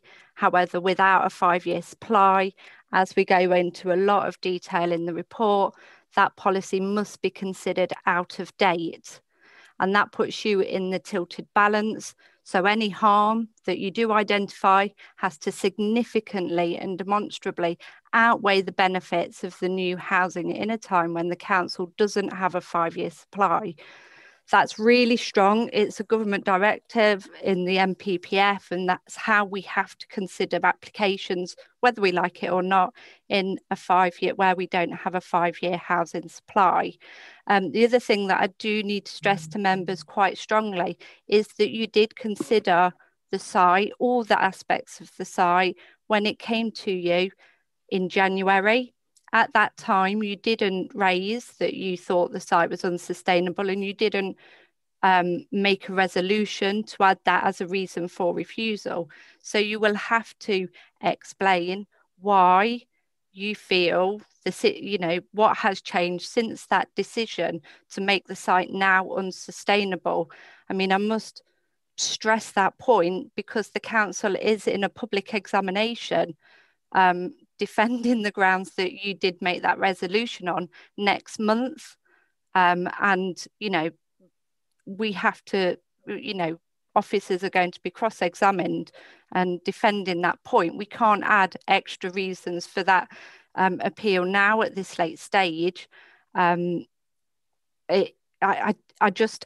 need to understand why it is that members' views have changed in the last few months that would lead you to the fact that not only is the site unsustainable, but the harm has jumped to significant and demonstrable. So I am still I'm still very much struggling. I don't know if Lewis has anything to add on that. The only thing I would add, if that's okay, Chair, is obviously should members be minded to refuse the application, any such application again would be the applicant would have a right to appeal against that decision. And it puts us in a very difficult position trying to defend an appeal on the reasons that you've cited when members have previously determined that the application was acceptable on those particular merits. So again, I think just to reiterate what Jackie said, I think members need to be mindful of that as well. Councillor Tillotson, you wanted to come back? Yes, I do. Having listened to Jackie Jackson, as I said, it was a very closely run thing for me. And if I may, Chair, I'd like to change my vote and vote for. Yes, I don't have a problem with that. We're doing this in discussion. So Councillor Tillotson would like to vote for now. Councillor Tassell, did you want to come back? And Councillor Forrest afterwards. Yes, thank you, Madam Chairman. Yes, I'm of the same opinion of Councillor Tillotson. I was half and half. It was just if they could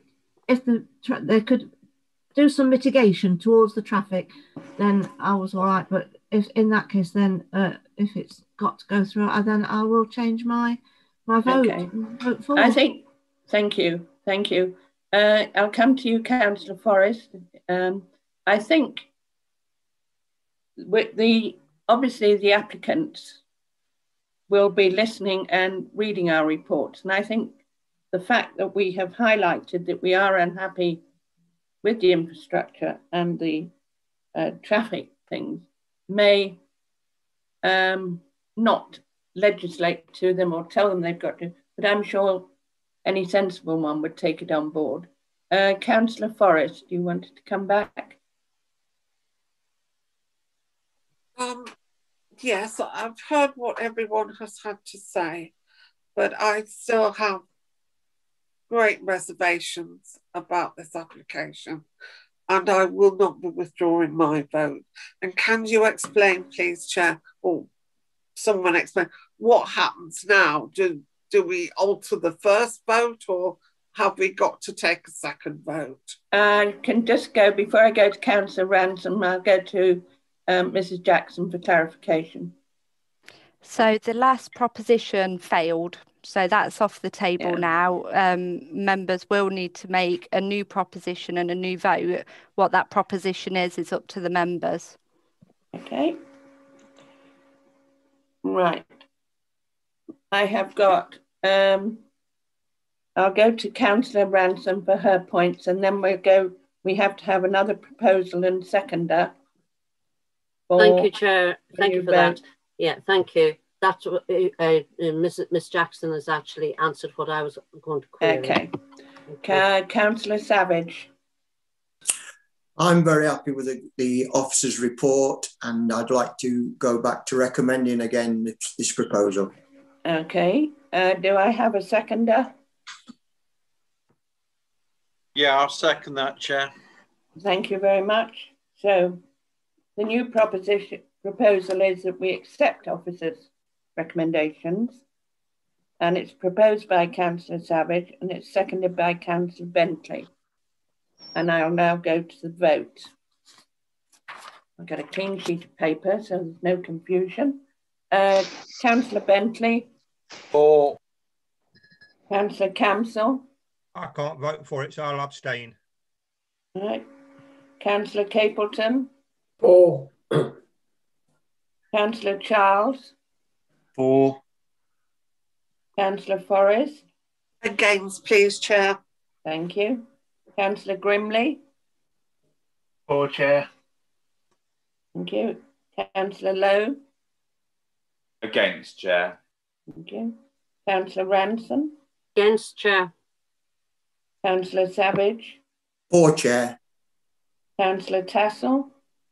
Regrettably, for. Councillor Tillotson. Thank you, Chair. For. Councillor Ward. Against, Chair. Thank you. And I will vote as previously for. I have 1 abstention, 4 against, and 8 for. If I could ask the legal advisor, Catherine Harrison. Yes, thank you, Chair. I agree. So on the second proposal, or second motion, the vote went for 8 in favour, 4 against, and 1 abstention. Thank you very much. Officer's recommendation carried. And I thank you all very much indeed. It's always very much appreciated for your hard work and effort. Now we have one final item to discuss as a planning application, and then our final items. Is everybody quite happy to continue? Chair, I think 5 minutes at this stage would be helpful for most people. Okay, it's quarter according to my Mickey Mouse watch. It is 19:16. So if we could all be back in our seats and refreshed for, at the very latest, sort of just after 20 past, nearly 25 past, I'll allow, and then we'll do the last items. Thank you, Chair. Please remember to turn off your videos and your microphones, please.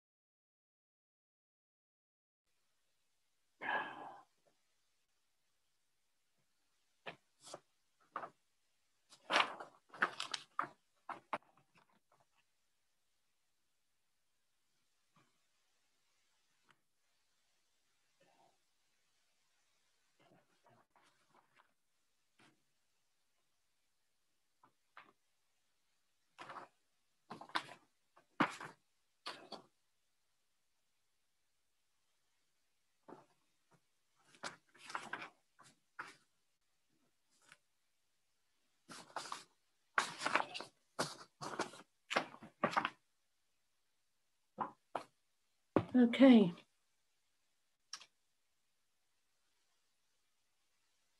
Hello, I think we're all back, are we? Oh, could someone confirm?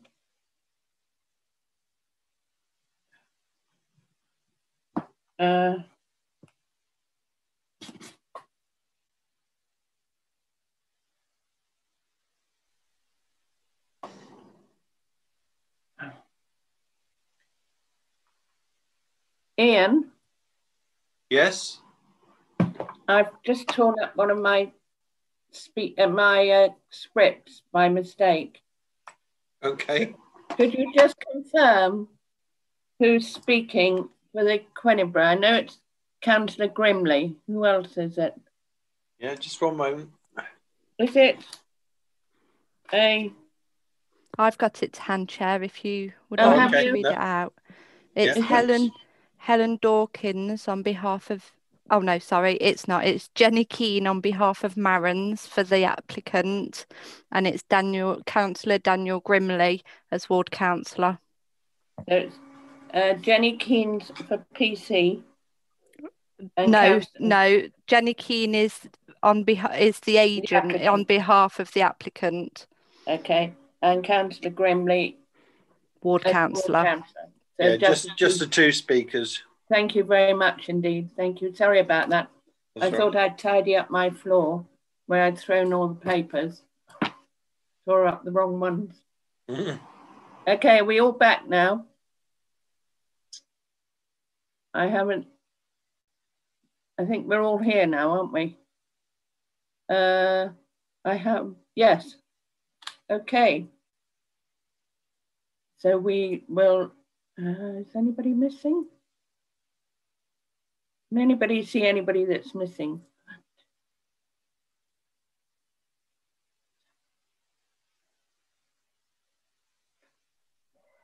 No, all the councillors are here, so at least we can get started. So, right, we're moving on to our last item, which is for planning application number P20-1605/2, and it starts on page 37 of your agenda pack.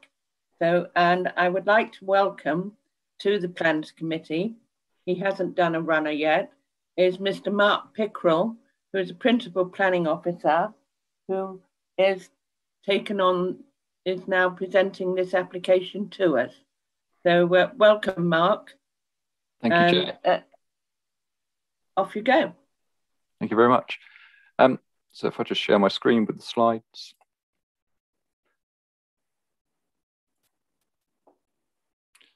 So I trust you can all see those slides, but as the Chair said, this is an outline application for 200 up to 200 dwellings with all the matters reserved except for the access. It's a site at Melton Road, Quenibra, and before you've got the site location plan with the site outlined in red. Note the horseshoe shape going around the outside of Three Ways Farm. The existing properties are on New Zealand Lane, and this is Melton Road run along the front of the site. To put that in a little bit more context, the application site is these fields here, again going around the outside of Three Ways Farm and Melton Road, running through to Syston from the A607 roundabout to the east. You can see the existing properties on New Zealand Lane here, and just to put give you a point of reference, got the BP garage on Melton Road here, so not too far away from the site. Obviously got the A607 running across the north and then East Goscote beyond. And to go into the photos from the site, so this is a view from Melton Road from the east of the site, looking back towards Quenibra and the rest of the village in the west, and the site boundary, the easternmost site boundary of the application site is this hedgerow here. These agricultural buildings in the foreground are outside of the site, but you can just make out the tops of the industrial buildings in Three Ways Farm over the hedgerow there. And it's also worth noting that we've got the poplar trees towards the rear of the site beyond. And then another view from Melton Road, looking back towards the site. See the larger trees along the frontage. This is the western parcel on the western side of Three Ways Farm. Again, noting the existing buildings and poplar trees to the rear. This is a view from the Syston Road junction. Again, looking back up towards the A607 roundabout, the eastern frontage behind these trees here. This is a view directly across Melton Road into the entrance to Three Ways Farm. Some existing dwellings adjacent to that access, and then the existing industrial units to the rear. And then a view from the same point, but looking northwest. So the western part of that horseshoe shape with the frontage along Melton Road here. And it's at this point that the vehicular access would be. And that's one of the detailed points of this application. This is a view again from the other side of Melton Road, looking back across the site to the north. This being the western side of Three Ways Farm, the existing planting there, and again, those poplar trees at the rear of the site. This is a view again from a similar location, but just showing the existing properties on New Zealand Lane and the rear boundary treatments there, but otherwise just showing the relatively flat topography of the site. This is a view from the southwestern corner, looking back across the site again. Poplar trees as a point of reference, and then Three Ways Farm boundary there. You can also just about make out some cars on the A607 to the rear of the site. And then again, another view down that western boundary. This is an existing farm access to the fields. And then a view across from Marsden Avenue, again, across the site, that's that farm access. And then the Three Ways Farm industrial units, and then those poplar trees, again, as a point of reference. And a view further along Melton Road, opposite the access to New Zealand Lane. And then a view a little bit further on from Melton Road with the BP garage. And then the site starts a little bit beyond those traffic lights there.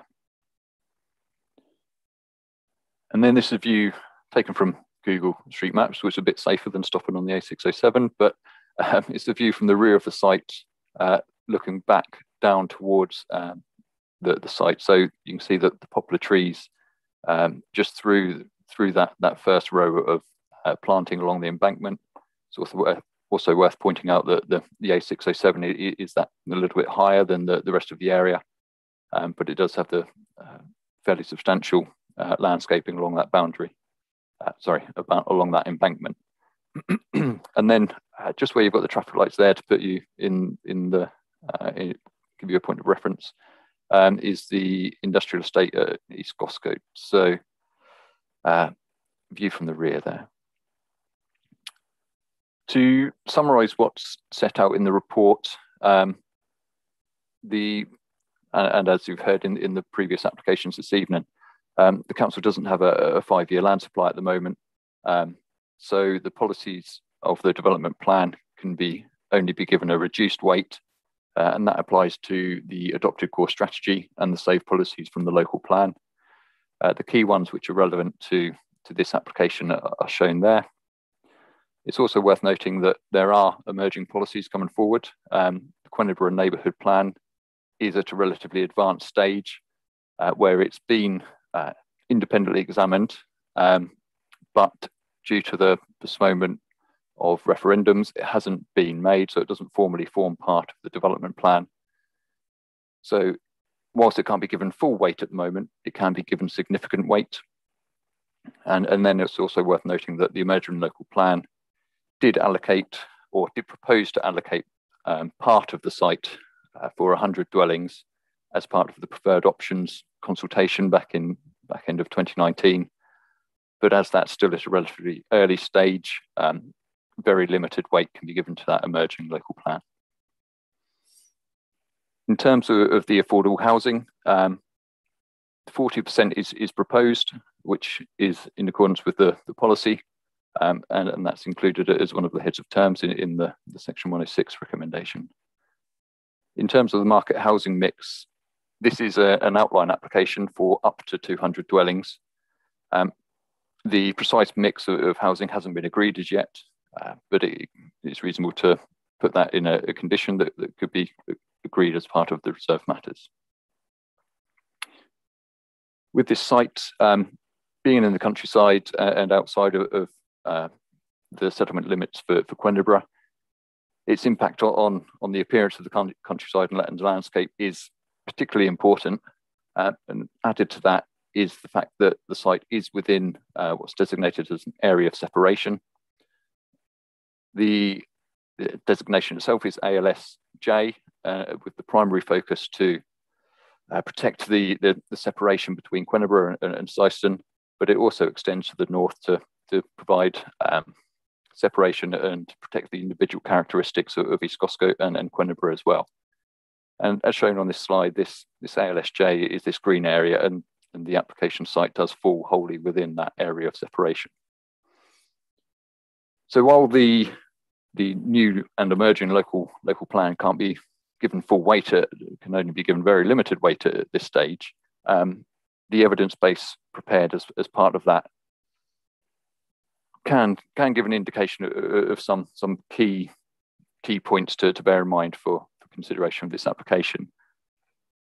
With the site being partly allocated, there was a Schlaer assessment undertaken, which found that whilst the site is within that area of separation, the area itself is of moderate sensitivity, and that proposals for 100 dwellings could potentially be mitigated by some substantial landscaping. Obviously, with this site extending further than the proposed allocation in the preferred option stage, the extent of that impact needs to be considered carefully. And again, the policies which are relevant to those issues are listed on the slide. So the landscape impact has been carefully assessed by the applicants, and they prepared a landscape and visual impact assessment, which took into account the existing planting in the area and the proposed mitigation as part of the indicative layout, which I'll come to later. And these photos are taken from that landscape assessment, and just provides a little bit more background to the site in addition to the photos seen earlier. So this slide being showing the A607 on the right, and again, the existing planting to the rear, fairly substantial and established embankment planting in the area, but otherwise relatively open fields beyond. Again, shown from the A607, here with the poplar trees just shown on sort of the secondary row of trees within that photo. And there's another photo from the other side of the A607 roundabout from the site on Melton Road in East Goscote, looking back towards the site. So moving on to the design and layout, obviously this is an outline application with all matters reserved apart from the access, but taking into account the sensitive nature of the area, the applicant has put together an indicative layout, which is shown here, with some potential road layouts and orientation of dwellings within the site. So whilst the specific layout and design of buildings would be determined at reserve matters, this does show that there is capacity to provide up to 200 dwellings, along with a fairly substantial amount of landscaping, particularly along the northern and eastern boundaries, with areas of planting within the site as well, and also to provide drainage. There is an existing foul water easement which runs along this western boundary and cuts off that corner on the southern tip there, which can't be built on, and to a certain extent protects the amenity, or potentially protects the amenity of New Zealand Lane properties here, by including a little bit of a buffer space between new dwellings on this site and the existing. Also shown within this layout is the potential for pedestrian accesses onto Melton Road. Melton Road does have a shared surface, shared footpath and cycleway along the northern side of Melton Road, which links into down towards the Reek Academy as well.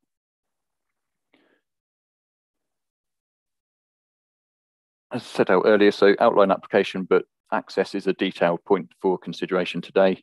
And this plan provides the detailed layout of the access onto the site. This is the vehicular access, so located in the western boundary, and then that would lead into roads which then link round to the western part of the site as well. Fairly standard access. It's a straight, relatively flat road, so visibility is pretty good in this area. And there's no objections from highways on the layout and design of this access. Also part of the scheme is an emergency access with shared pedestrian and cycleway, as I said, linking onto that existing footway on Melton Road. It's not a vehicular access, but it does make provision for emergency access in case there's any issues with the western access. But pedestrians and bikes would be able to use that to link either to the north with existing cycleways to East Goscote, and also down towards Syston and the rest of the village. There were some issues with capacity at the A607 roundabout with the new traffic which would be generated from this site, which Highways took a careful look at, and with liaison with the applicant's Highways agent, Highways consultant, have been able to come forward with a scheme which provides sufficient capacity at that roundabout to accommodate the growth of the village. So with these details agreed by the County Council Highways, there's no Highways objections to the proposals in terms of capacity of local roads or the safety of the accesses as well. As I said earlier, landscape and impact on the countryside is of particular importance. There are existing trees within the site. That row of poplar trees is a fairly substantial landscape feature, as are the existing boundaries, particularly along the front there, which were shown in the photos earlier, with fairly substantial trees. And then the boundaries along properties with New Zealand Lane and the existing boundary treatment along Three Ways Farm. So a landscaping plan has been put together, which seeks to take that into account and retains as many of the trees as is reasonable. There is some loss of trees to provide the pedestrian and cycle access and emergency vehicle access onto Melton Road, and similarly through the hedge to provide the main access to the route to the site. There is the existing farm access, as was shown on the photos earlier, which should be able to be used to provide a further pedestrian links there. So in terms of impact on the area of separation and the appearance of the countryside, the location of the drainage ditch has been located to the north of the site, which, along with planting and general avoiding having any of the built form in that area, will mean that the poplar trees provide a degree of softening to any views from the north, from the A607, for example. But also there's scope within the indicative layout for some fairly substantial landscaping along the northern boundary and along the eastern boundary. As it is an outline application with only the access being the detailed point, landscaping is still to be confirmed through the reserve matters process, but based on the indicative layout, it does seem reasonable that an appropriate scheme could be achieved, which provides suitable open space, but also suitable species, types, size of landscaping to protect that appearance of the countryside and ensure that the built form of the development itself doesn't have too much of an impact on the area of separation.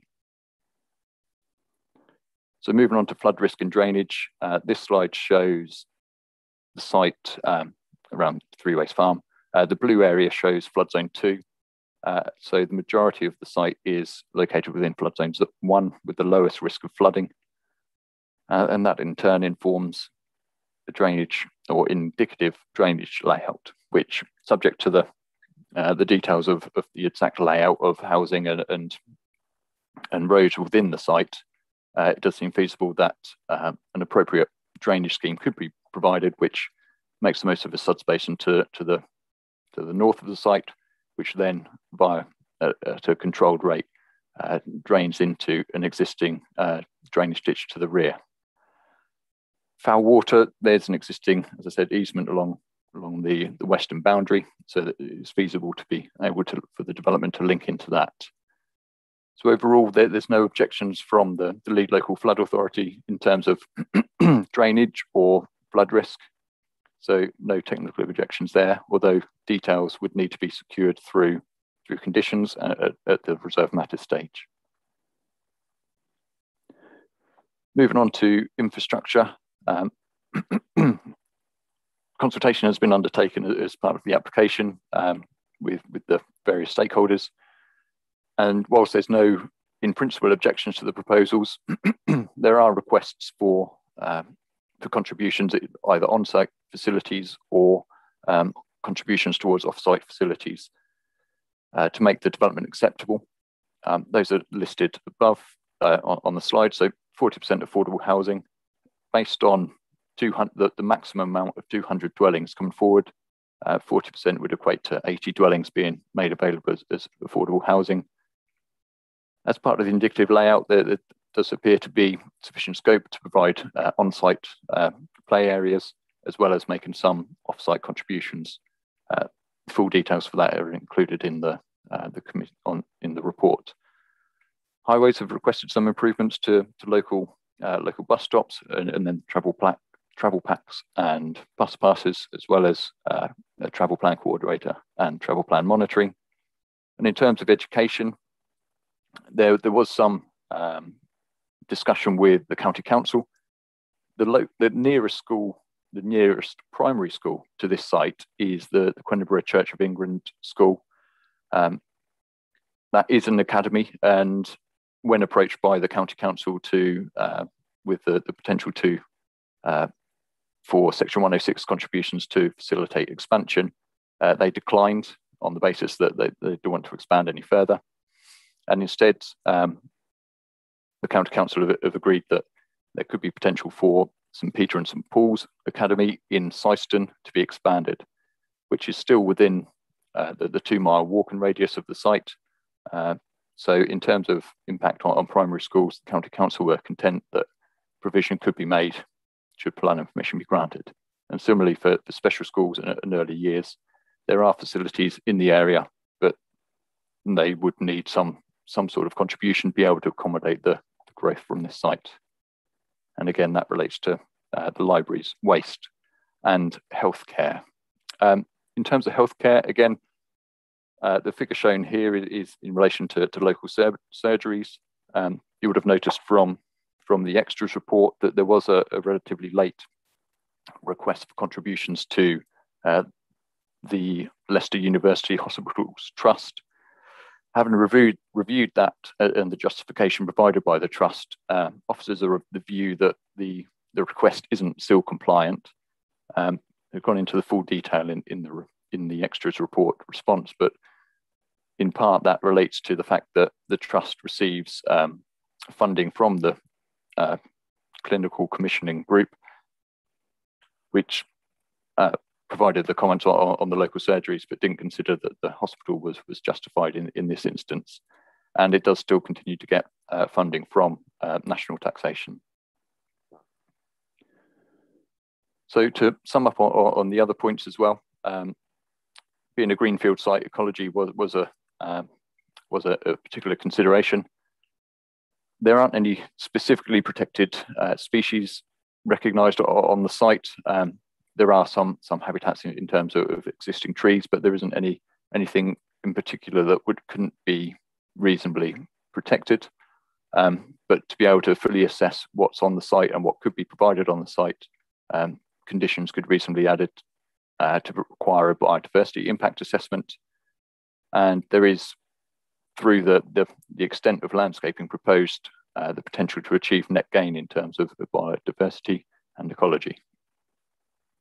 And similarly, in terms of heritage, there is archaeological interest in the site, but not anything which should preclude the development, subject to appropriate conditions which require investigation before, as part of through conditions.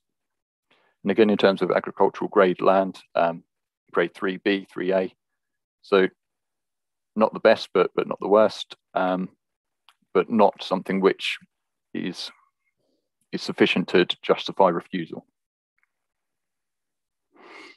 So to sum up the issues of from the report, it's important to bear in mind that the 5-year land supply, Charnwood is enabled to demonstrate a 5-year land supply at the moment. So the NPPF paragraph 11D does apply.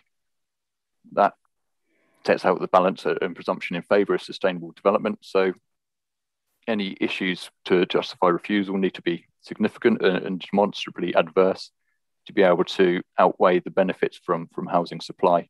And this would be 200 dwellings, which is a notable contribution towards the housing land supply. With the tilted balance, though, the development plan policies can only be given reduced weight. So that applies to the core strategy and the safe policies of the local plan. It's also worth noting that the emerging Queniborough neighbourhood plan is at a relatively advanced stage, but it's not at the point where NPPF paragraph 14 would apply. So it still needs to be given significant weight, and particularly an assessment on the impact on the area of separation, bearing in mind that there is substantial potential for mitigation in terms of landscaping and planting, which it's officers' view that the proposals, whilst they would result in a degree of harm on the area of separation, that's not considered to be significant and demonstrable enough to justify refusal, particularly when there's that potential for the landscaping details to be agreed, which could be substantial and minimise the risk of harm to the area of separation. Apart from that, there's no other technical issues which would justify refusal. So there's no objection from the County Council Highway Department, for example, or the lead local flood authority. And there's also no objections from the County Council in terms of infrastructure provision. So, and just to summarise, that the provision of housing is a material consideration which would lead or contribute towards the housing provision for Charnwood. And then just the final slide to show the parameters plan, which was referenced in one of the conditions, and also just to provide an overview of the site. So, thank you, Chair. Thank you very much, Mr. Pickrell. We now have 2 speakers, and I'll call on Mr. Brown to bring them in. The first one I have is Jenny Keynes on behalf of the applicant, I think the agent. Just bringing her in now, Chair. Thank you. Thank you very much. Ms. Keane, can you hear us? Can you hear me? Yes, we can. Thank you very much indeed. Great, you have 5 minutes, and after 4 minutes, Mr. Brown will indicate you only have 1 minute left. And then if you do go over the 5 minutes, I'm afraid we cut you off. That's fine, thank you. So, evening members, and thank you for allowing me with this opportunity to speak. Firstly, I would just like to thank your officers for working proactively with us on this application and for an exceptionally well-written committee report. We have engaged proactively and extensively with officers and consultees during the consultation process, which has resulted in the scheme before you today. And there are no technical reasons as to why planning permission cannot be granted. Importantly, and as the officers just highlighted, we've worked hard with the local highways authority to provide off-site highway improvement works to the A607 Melton Road roundabout, which will result in a betterment to the existing highway situation. Obviously, that's noted in full on pages A22 to A23 of your officer's report. The proposal before you today will secure much needed new market and affordable homes and will assist your council in meeting the housing targets of your new emerging local plan. It is a wholly sustainable site that's proposed to be allocated for residential development as part of that emerging local plan. The site also adjoins the built-up area of the village and has additional sustainability credentials in that it has good access to adjoining Syston and nearby East Goscott. As I appreciate you are fully aware, the Council's current core strategy is out of date and the Council cannot demonstrate a 5-year housing land supply. Consequently, the development of this draft allocated site for up to 200 homes will significantly and positively contribute to your 5-year housing land supply position. We do appreciate the concerns surrounding landscape impact and the progress made on the neighbourhood plan. However, whilst we believe the harm is limited, we concur with your officers in noting that this harm is certainly not considered to be significantly adverse to justify refusal under the provisions of paragraph 11D of the framework. The scheme is of a low density and a high quality design, and we have carefully taken into account the area of local separation and landscape considerations as part of our proposals. As noted in your officer's report, we are proposing a high level of green infrastructure, which actually equates to 40% of the total site area. And importantly, we have focused on providing extensive soft landscaping along the northern and eastern boundaries. Additionally, and to provide comfort, your landscape officer has also suggested a condition to be attached to any permission to ensure that those landscaping measures are secured at reserved matters stage. The scheme also secures a number of significant benefits aside from housing, and I think it's important to take stock of those. Not only does the scheme secure a number of monetary contributions towards local infrastructure and services, as summarised by the officer in their presentation, but they also secure those off-site highway improvement works to the A607 Melton Road roundabout, surface water drainage features in the form of a pond and a swale, which will act as an important new wetland habitat, added social and environmental benefits through the extensive new landscaped habitats, recreational routes and areas of open space to deliver ecological and recreational enhancements, including a new children's play area of which there is a deficit in the village. And finally, there are economic benefits to be taken into account through the provision of jobs, increased expenditure in the local area, as well as revenue through council tax payments and new homes bonus payments. I think this is considered to carry additional weight as a scheme benefit, given the impacts of the COVID-19 crisis on the economy and the urgency from the government to maximise economic activity in order to aid recovery levels. On this basis, we do believe that any harm arising from the proposals does not constitute a significant adverse impact that would outweigh the benefits of providing much needed new homes in a sustainable location alongside those additional benefits I've just highlighted. And I really hope that members that we've demonstrated our clients' commitment to the proposed site, and I hope that members can appreciate those significant benefits of this scheme and support your officer's recommendation to grant planning permission. Thank you for your time. Thank you very much, Ms. Keane. Mr.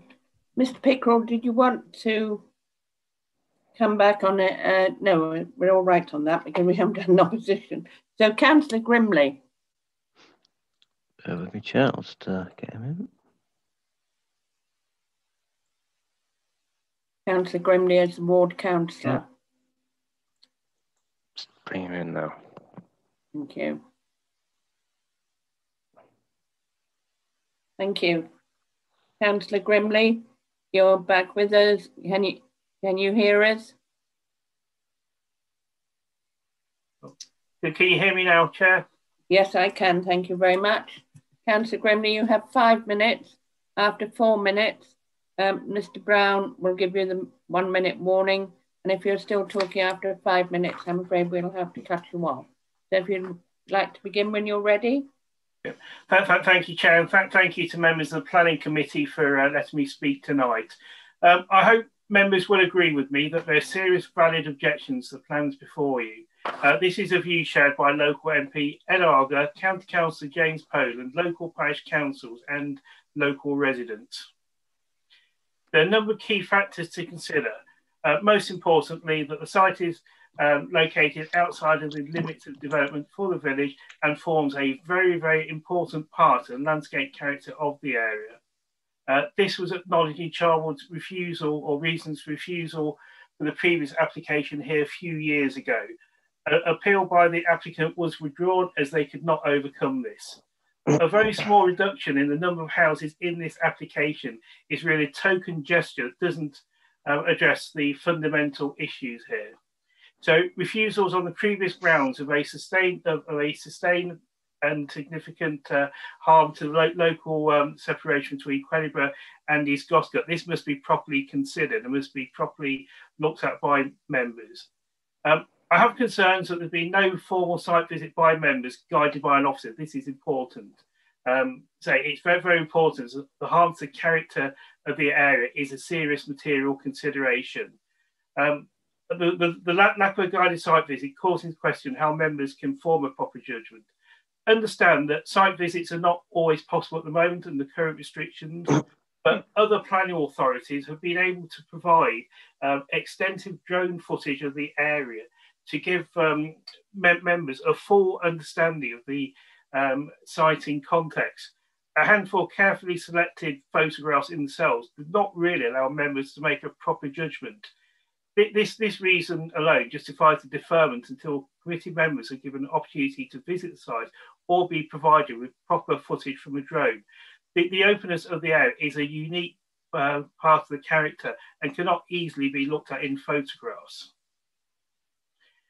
The local infrastructure is overrun. That's quite simple.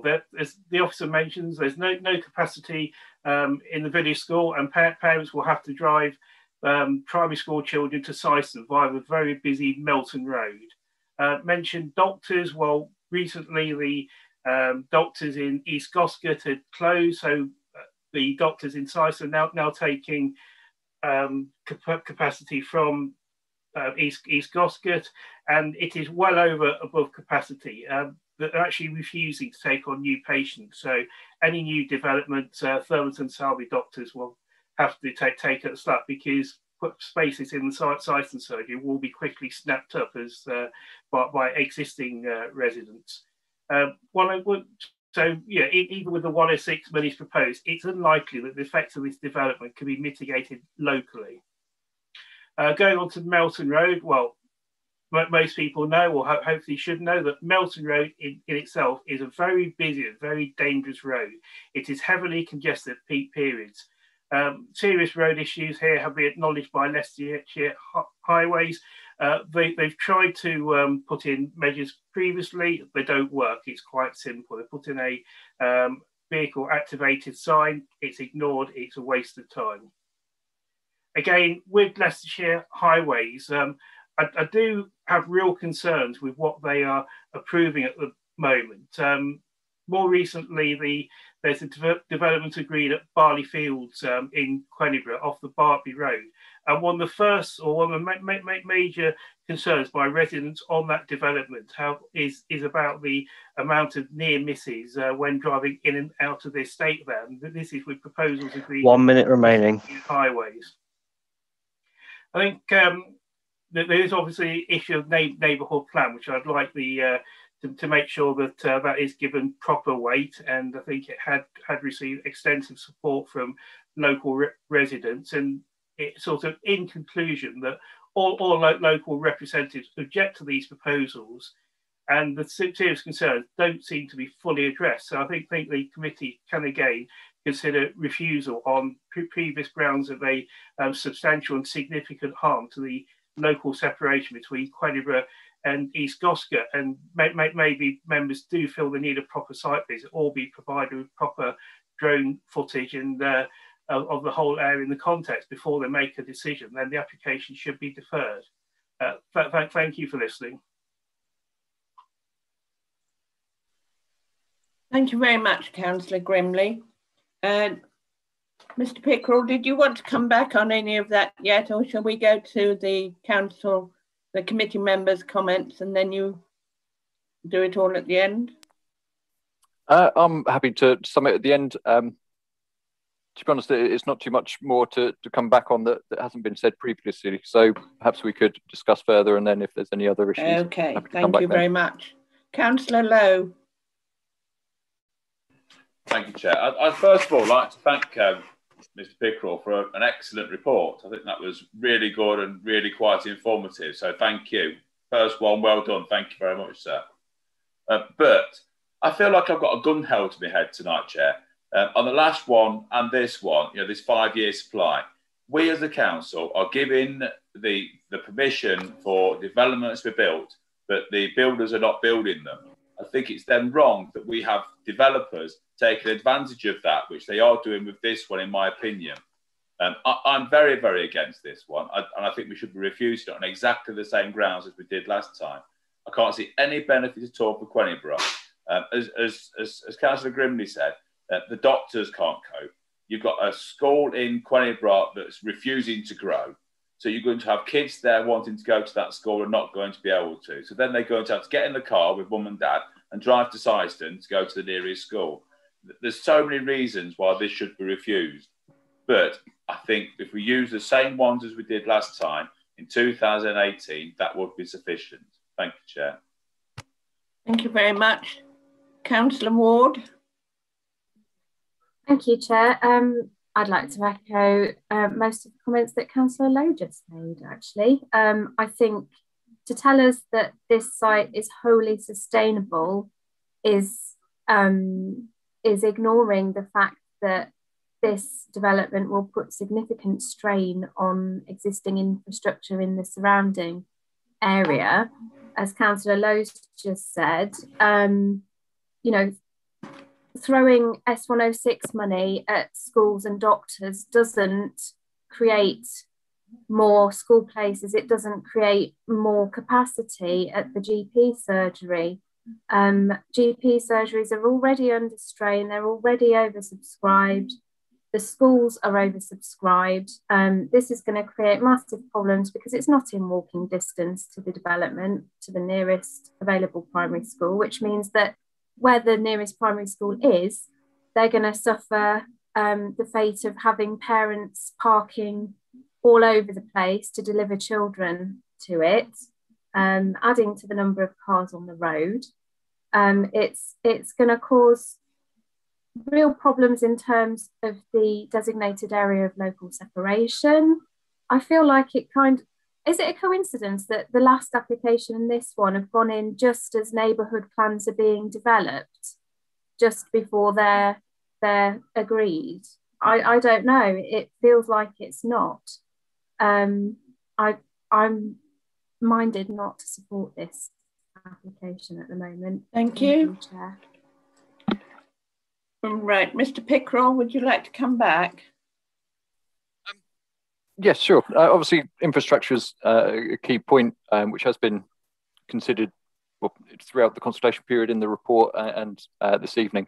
I'd just like to point out that the clinical commissioning group who assess the capacity of the local GPs have said that at present that there's not the capacity to be able to accommodate residents from this site, but that with those Section 106 contributions set out in the report, capacity could be provided to be able to accommodate that. So in terms of the impact on the doctor's surgery, we've got no objections from the clinical commissioning group to say that this development shouldn't be approved. And similar to that in terms of the school as well, it's noted that the Queniborough C of E school is the closest one, but Syston is still within 2 miles of the site. And again, County Council have provided comments which say that whilst there's not sufficient capacity at the moment, again, those Section 106 contributions could be allocated to be able to provide that sufficient capacity to accommodate the pupils from this site. So again, there's no objections from the County Council in terms of capacity from schools. So members need to be careful if considering reasons for refusal based on infrastructure when there's no technical objections on those points. Thank you. Thank you very much. I now have no other hands at the moment. So anybody? Councillor Ward, did you want to come back?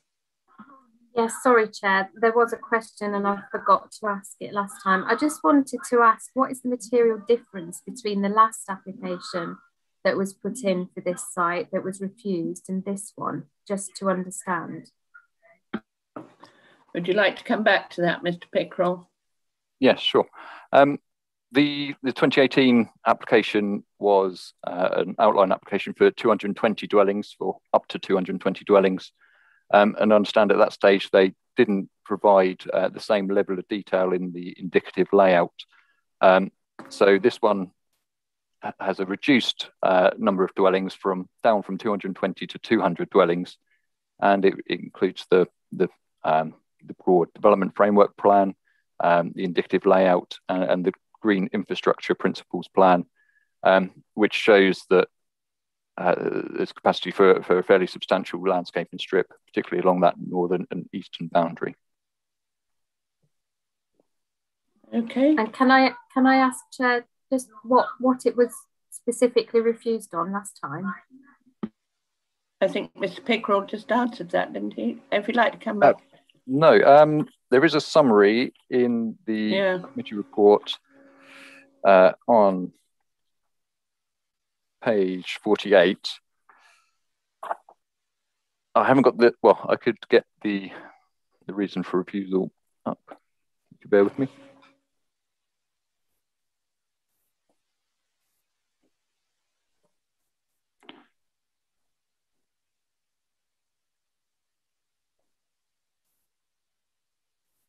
It was refused on 2 grounds, according to page 48.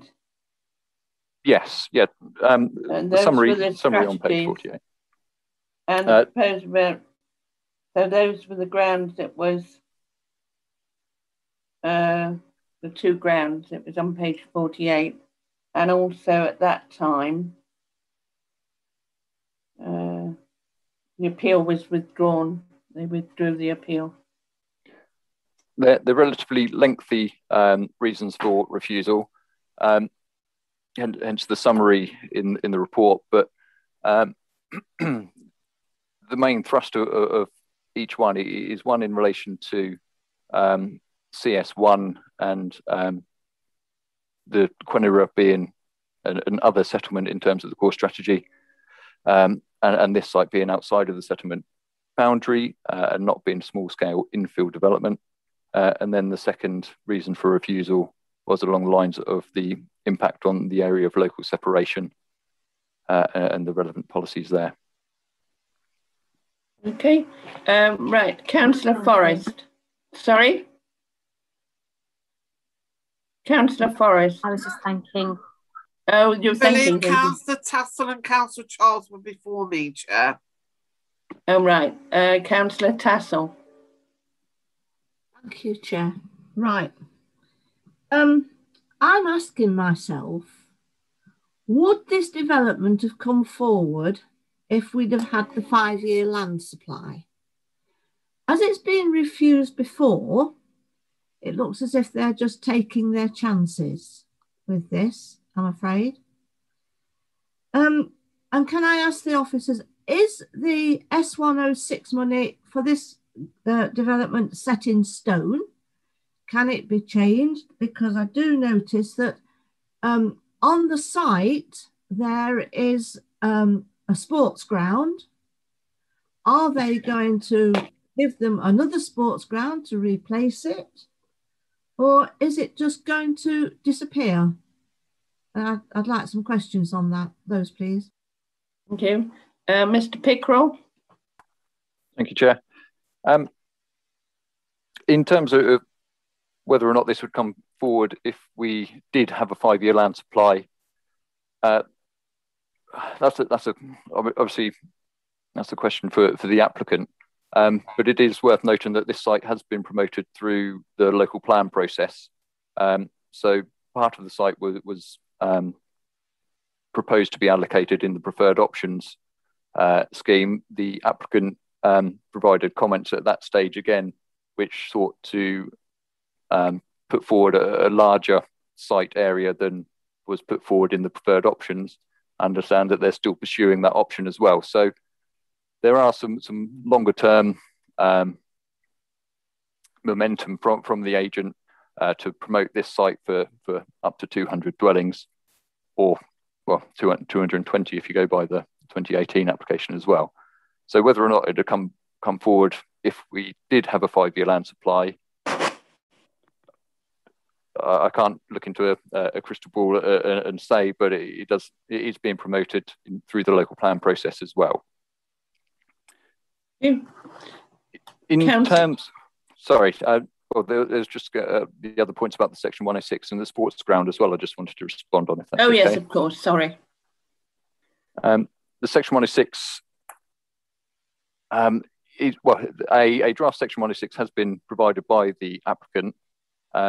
Any requests that we make have to be still compliant and justifiable. The recommendation set out on page 66, I believe, does provide those contributions where we think that it is still compliant, and it does seek to address it as much as we reasonably can while still being able to be justifiable. The reference to the sports ground, there's, I expect that's taken from an annotation on the OS map player, but there's no sports ground on this site. It is 2 agricultural fields,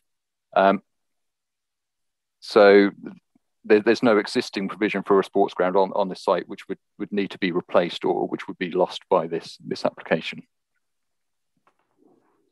Thank you. Councillor Charles. Thank you, Chair. Just a quick question. I was looking at the 2 reasons why this was refused previously, and I understand now that we no longer have the 5-year land supply. A lot of these policies carry very little weight. However, the one that did interest me was that this proposed development would cause substantive and significant harm to the area of local separation between Queniborough and East Goscott, and will be contrary to 2 local plans and the aims of the NPPF. I'd just like the officer to possibly expand on that and to tell us whether that is still grounds for refusal, being against the aims of the NPPF. Thank you. Thank you, Councillor Charles. So yes, the NPPF needs to be taken as a whole. Obviously, within that, you've got the paragraph 11D, which sets out that presumption in favour of sustainable development and the tilted balance. But there are sections within the NPPF as well, which relate to the development taking into account its landscape setting. In particular, paragraph 127 of the NPPF. So there are the whole of the NPPF does need to be taken into account, but it's still that requirement that if there's perceived to be harm, it needs to be significant enough and demonstrably adverse that it outweighs the benefits of the additional housing in terms of the 5-year land supply. And the difference from this application to that 2018 application, as I said previously, was the additional landscaping being proposed along those eastern boundaries and the reduction in the number of houses from 220 to 200.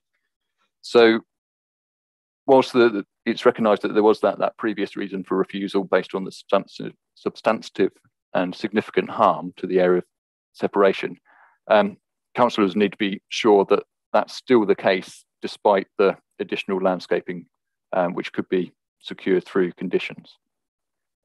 Thank you, Chair.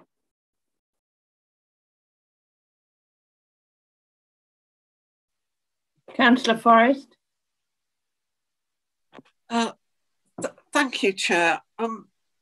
Like several of the members of this committee, I was on the committee in 2018 who actually went out on a site visit and looked at this site, and I can remember standing at the side of the road where the gap between East Goscott and Queniborough was pointed out to us.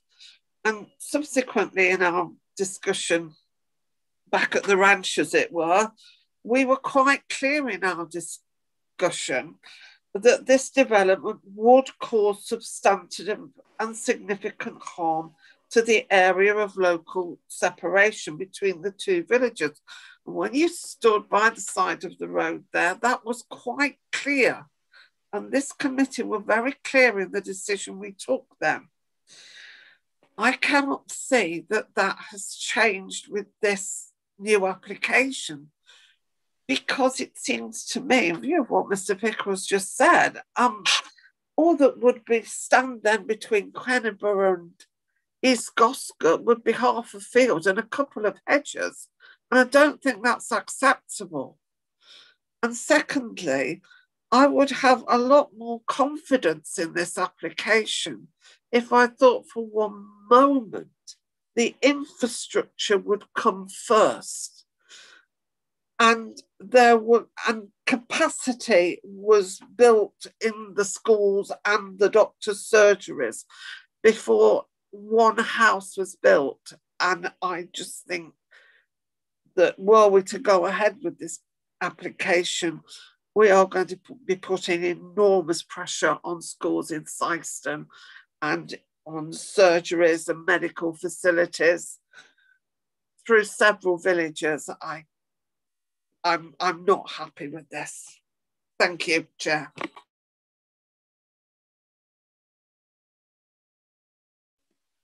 I have Councillor Lowe, but I shall first of all go to Mrs. Jackson. Thank you, Chair. I just wanted to come in on some of these points. They're all valid, and you know it is a balancing game when we're looking at planning applications. I do have a note of caution if you're going down infrastructure routes, because we do have the organisations that run those facilities and are responsible for offering those services, saying we are happy providing, we've got this money we can provide for these new residents and there won't be harm.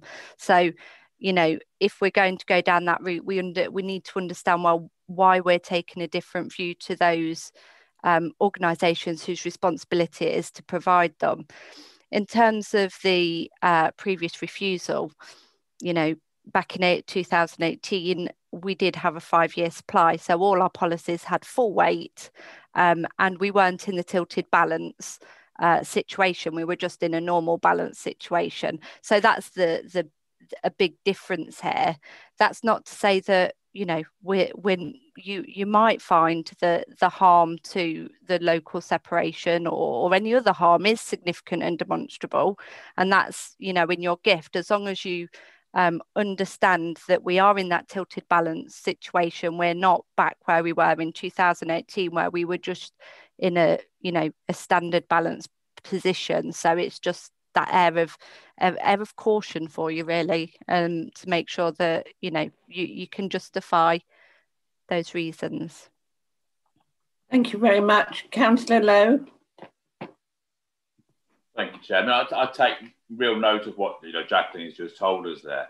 And I think Mark's given again a very good report. But I'm going to go against officer's recommendation, and I propose we go against the officer's recommendation on exactly the same ones as we refused it in 2018, which is obviously the separation, CS1, CS25. I know you're going to argue and say we haven't got the 5-year supply. And I know you're going to say that I'm wrong in doing that. I just think we're wrong in having a gun held to our head on the last 2 applications because we haven't got a 5-year supply. So that's my proposal, Chair. Thank you very much. Do I have a seconder, Councillor Tassell? Yes, I would like to second that proposal, Madam Chairman. Okay, on the same grounds and as quoted by Councillor Lowe. Yes, exactly. Thank you. Mrs. Jackson? I'm just coming in to say I'm not going to say you're wrong on that. We just need to consider how we do it, because we can't make them on exactly the same grounds because we're in a different policy situation. So what we need to do is look at what it is members think the harm is. Now, the first policy, the first reason for refusal previously was about the strategy, so the growth strategy and focusing development on service centres and PUA and things like that. Now, we know that CS1 is out of date because it controls the supply of housing. So, where's the harm? That's the question you need to keep asking yourself. The second question that relates to the area of local separation, that is harm, you know, and all we need to be comfortable what I need reassurance there is what that harm is, and then we can link it to some policies and obviously link it to the policies and establish how you think that harm is significant and demonstrable. Councillor Tassell, you wanted to come back? When it comes on to the harm business with the separation, I'm afraid you're taking away the identity of several other locations, small villages. You're just taking the identification away from them. And I don't think that's fair at all. So let me get that right. So it's more on the impact of the settlements. It's the harm. Yes. Jackie, Mrs. Jackson, you come in at any time. Oh, I thought that was addressed to me. I mean, we are in a plan-led system, so conflict with the development plan is still harm. I'm just trying to ascertain, you know, pull out of you what it is. You know, we've had thrown out there the settlement identity, we've had character of area, we've had that impact on the area of local separation and reducing it to too thin. So it's those sort of things. What is it that you think the harm that is significant and demonstrable? Like, you know, that's what I'm trying to tease out. Yeah. Councillor Lowe? Thank you, Chair. I would also argue, you know, sustainability. And I know you've sort of mentioned that, you know, we've got, you know, people telling us that this is sustainable. You know, I don't believe it is sustainable when, like, the local schools, you know, are not wanting to grow. You know, and we're going to be forcing all these children, you know, 2 mile away or 2.5 mile away in cars into Syston. You've got the traffic problems in Syston. They can't already cope. You know, we see this all over the borough. But I just think that we should be putting a foot down as a planning authority and saying, no, enough's enough. Right. Councillor Ransom, and then I'll go back to... Thank you, Chair. Didn't it actually be refused in 2008 on outside the limits of development as well? Jacqueline will be able to answer me that one. Right. Are we any clearer yet, Mrs. Jackson, on what it can be refused on? I'm you know, I just answered Councillor Ransom's question first. So yes, it is still outside the limits to development. In a rural setting, an agricultural setting, yes. So really, yeah, so it's outside. So then again, that you're looking at, so you're talking about character of area rather than... Yes, yeah. So what C actually, what actually covers us on that one? What, if we were minded to refuse it? Is any of it in the Queniborough neighbourhood plan? Yeah, Mark, do you want to come in on some of the policies that they might look to if they wanted to go down this route? Yeah, sure. So in terms of policy, area of separation, there's policies from the Saved Local Plan, CT1 and CT4. Obviously, as we said before, they're not to be given full weight because we've got the 5-year land supply issues. From the core strategy, there's CS11, which relates to the landscape and the protecting and maintaining the areas of separation. And then the emerging Queniborough neighbourhood plan, there's policy Q6 in there, which again relates to the landscape impact and seeking to protect and maintain the area of separation. So yeah, those are the policies which relate to protect, as I keep saying, protecting and maintaining, because as set out in the report, those policies themselves, they do try and maintain the individual character of each of the settlements, but they're not precluding all development within that area. So it needs to be clear on the harm which would result from development in those areas. that would either fail to protect or maintain the area of separation. Okay. Right, Mrs. Jackson, can we go to the vote then on that proposal? I think let's just just confirm with Councillor Lowe what it is that we're refusing. So I think originally it's proposed that there was 2 reasons for refusal. We've also spoken about sustainability, talking around the harm. I think what members are saying is that they think that there's significant harm to the area of local separation between Queniborough and East Goscote, and that's due to the scale and the location and the extent of, the urbanisation in that area. And it's predominantly open at the minute, isn't it? It's undeveloped at the moment, and the policies that you would link that harm to in terms of protection in the development plan, and it being contrary to the development plan, would be policy CT1, CT4, CS11, and policy Q6, potentially as well CS1 for the area as well, rounded together. I think it's important that wording should also identify that you've recognised that you are within the tilted balance situation in paragraph 11D. But I wouldn't like to try and dictate to you a reason for refusal. I think you should delegate it back to us.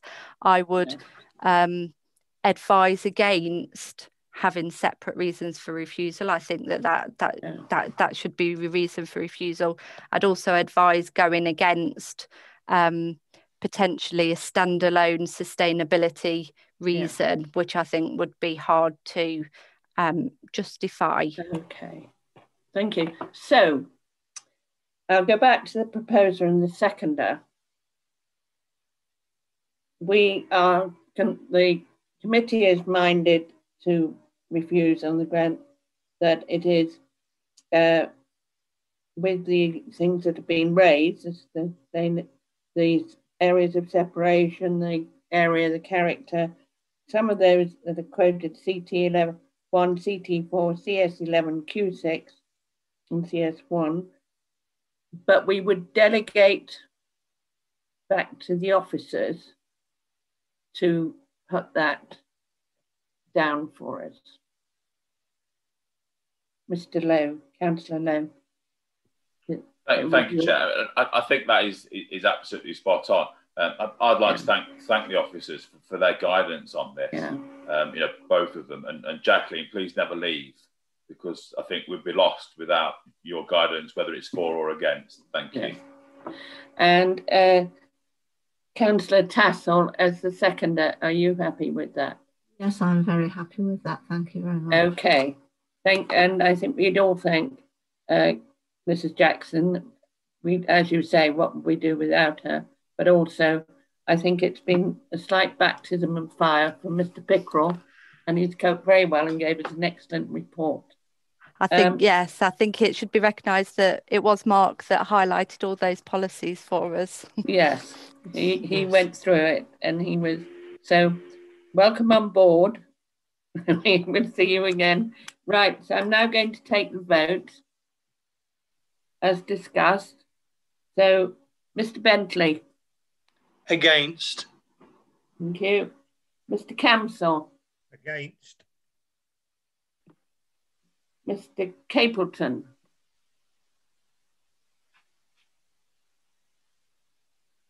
I've lost you, John. John. Yes, Chair, can I vote against, please? Thank you. Sorry, I'm all calling you Mr. You're all councillors, aren't you? Councillor Charles. Sorry, Chair, could you just reiterate for me? What are we voting against Mr. Lowe's motion?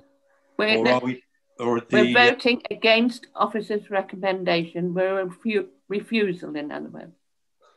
And we've delegated I'm happy to vote for the refusal. Thank you. And we're delegating it to the officers that are concerned, mentioning C1, C2, and all the other policies that Mr. Pickrell pointed out to. Thank you. Mr. Can I Forrest. just come in there, Chair? And perhaps, legal advice will advise here, Catherine. That's a vote for the proposal. The proposal's against. Yes. So we're voting for the proposal, which not is against.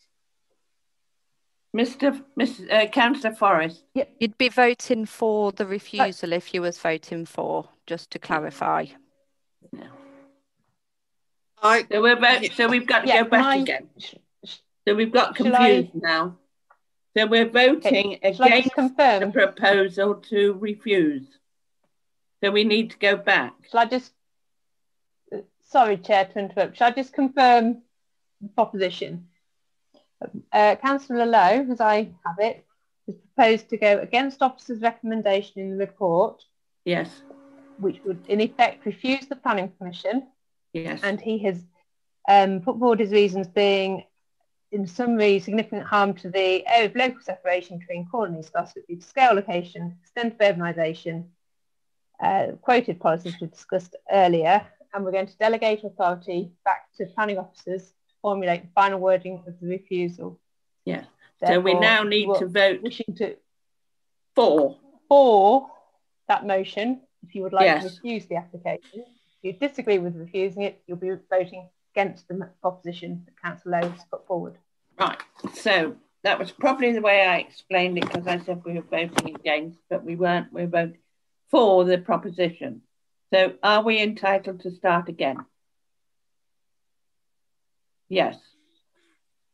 Thank you. Yeah. Yes. Yeah. So Councillor Bentley. As before, Chair, I'm against the proposal to go Right. against the officer's recommendation. So I'm against it. Councillor Campsell. I'm against officer's recommendation. So you're for the proposal? For Mark's proposal. Yeah. So anyone that, can you make sure you're voting for Mark's proposal, which is to go against officer's recommendation, or you're voting against the proposal to go with officer's recommendation? So, right. Mr. Capleton, Councillor Capleton. Chair, I'm voting for the proposal and against officer's recommendation. Thank you. Councillor Charles. I'm voting for the proposal. Thank you. Councillor Forrest. I am voting for Councillor's proposal that will refuse officer's recommendation. Thank you. Councillor Brimley is not available. Councillor Lowe. For, Chair. Thank you. Councillor Ransom. For, Chair, for the motion on the table. Thank you. Councillor Savage. Against, Chair. Thank you. Councillor Tassell. For, Chair. Thank you. Councillor Tillotson. Thank you, Chair. I'm against the proposal. Thank you. Councillor Ward. For the proposal, Chair. Thank you. Thank you. And I am voting against the proposal. 1, 2, 3, 4. 1, 2, 3. I'd like confirmation from Miss Harrison, but I make it 8 for the proposal and 4 against the proposal. Yes, thank you, Chair. I agree with you. It was 8 for the proposal and 4 against. Thank you. So that item is finished. Thank you. Thank you very much. We now move on to the final item tonight, which is the item 6, the list of applications determined under delegated powers. The list is application is under pages 104 to 118. If you have a question regarding to that application, that item, could you raise your hand? Nope, no hands. Right. Thank you very much. Thank you very much. It's been quite a long session, but we're getting into some practice now. So, and I'll see you all again on Monday night. So you've got all your papers. So you'll have a lovely weekend reading all through those. Yes. And I'm afraid this is what we're going to be doing for some time. But thank you very much indeed. And to all the officers, and particularly Mr. Pickrell on his first time with us. Thank you, Chair, for your patience with us, and Mr. Pickrell. And I can't even pronounce your name if it's too late at night now. Okay, and Jacqueline, thank you very much for your advice. The only advantage of these Zoom meetings is that we are in our own home environment. So we don't. I can go down to the. I can go down to the fridge. And my glass of ginger ale can now have a slug of brandy put in.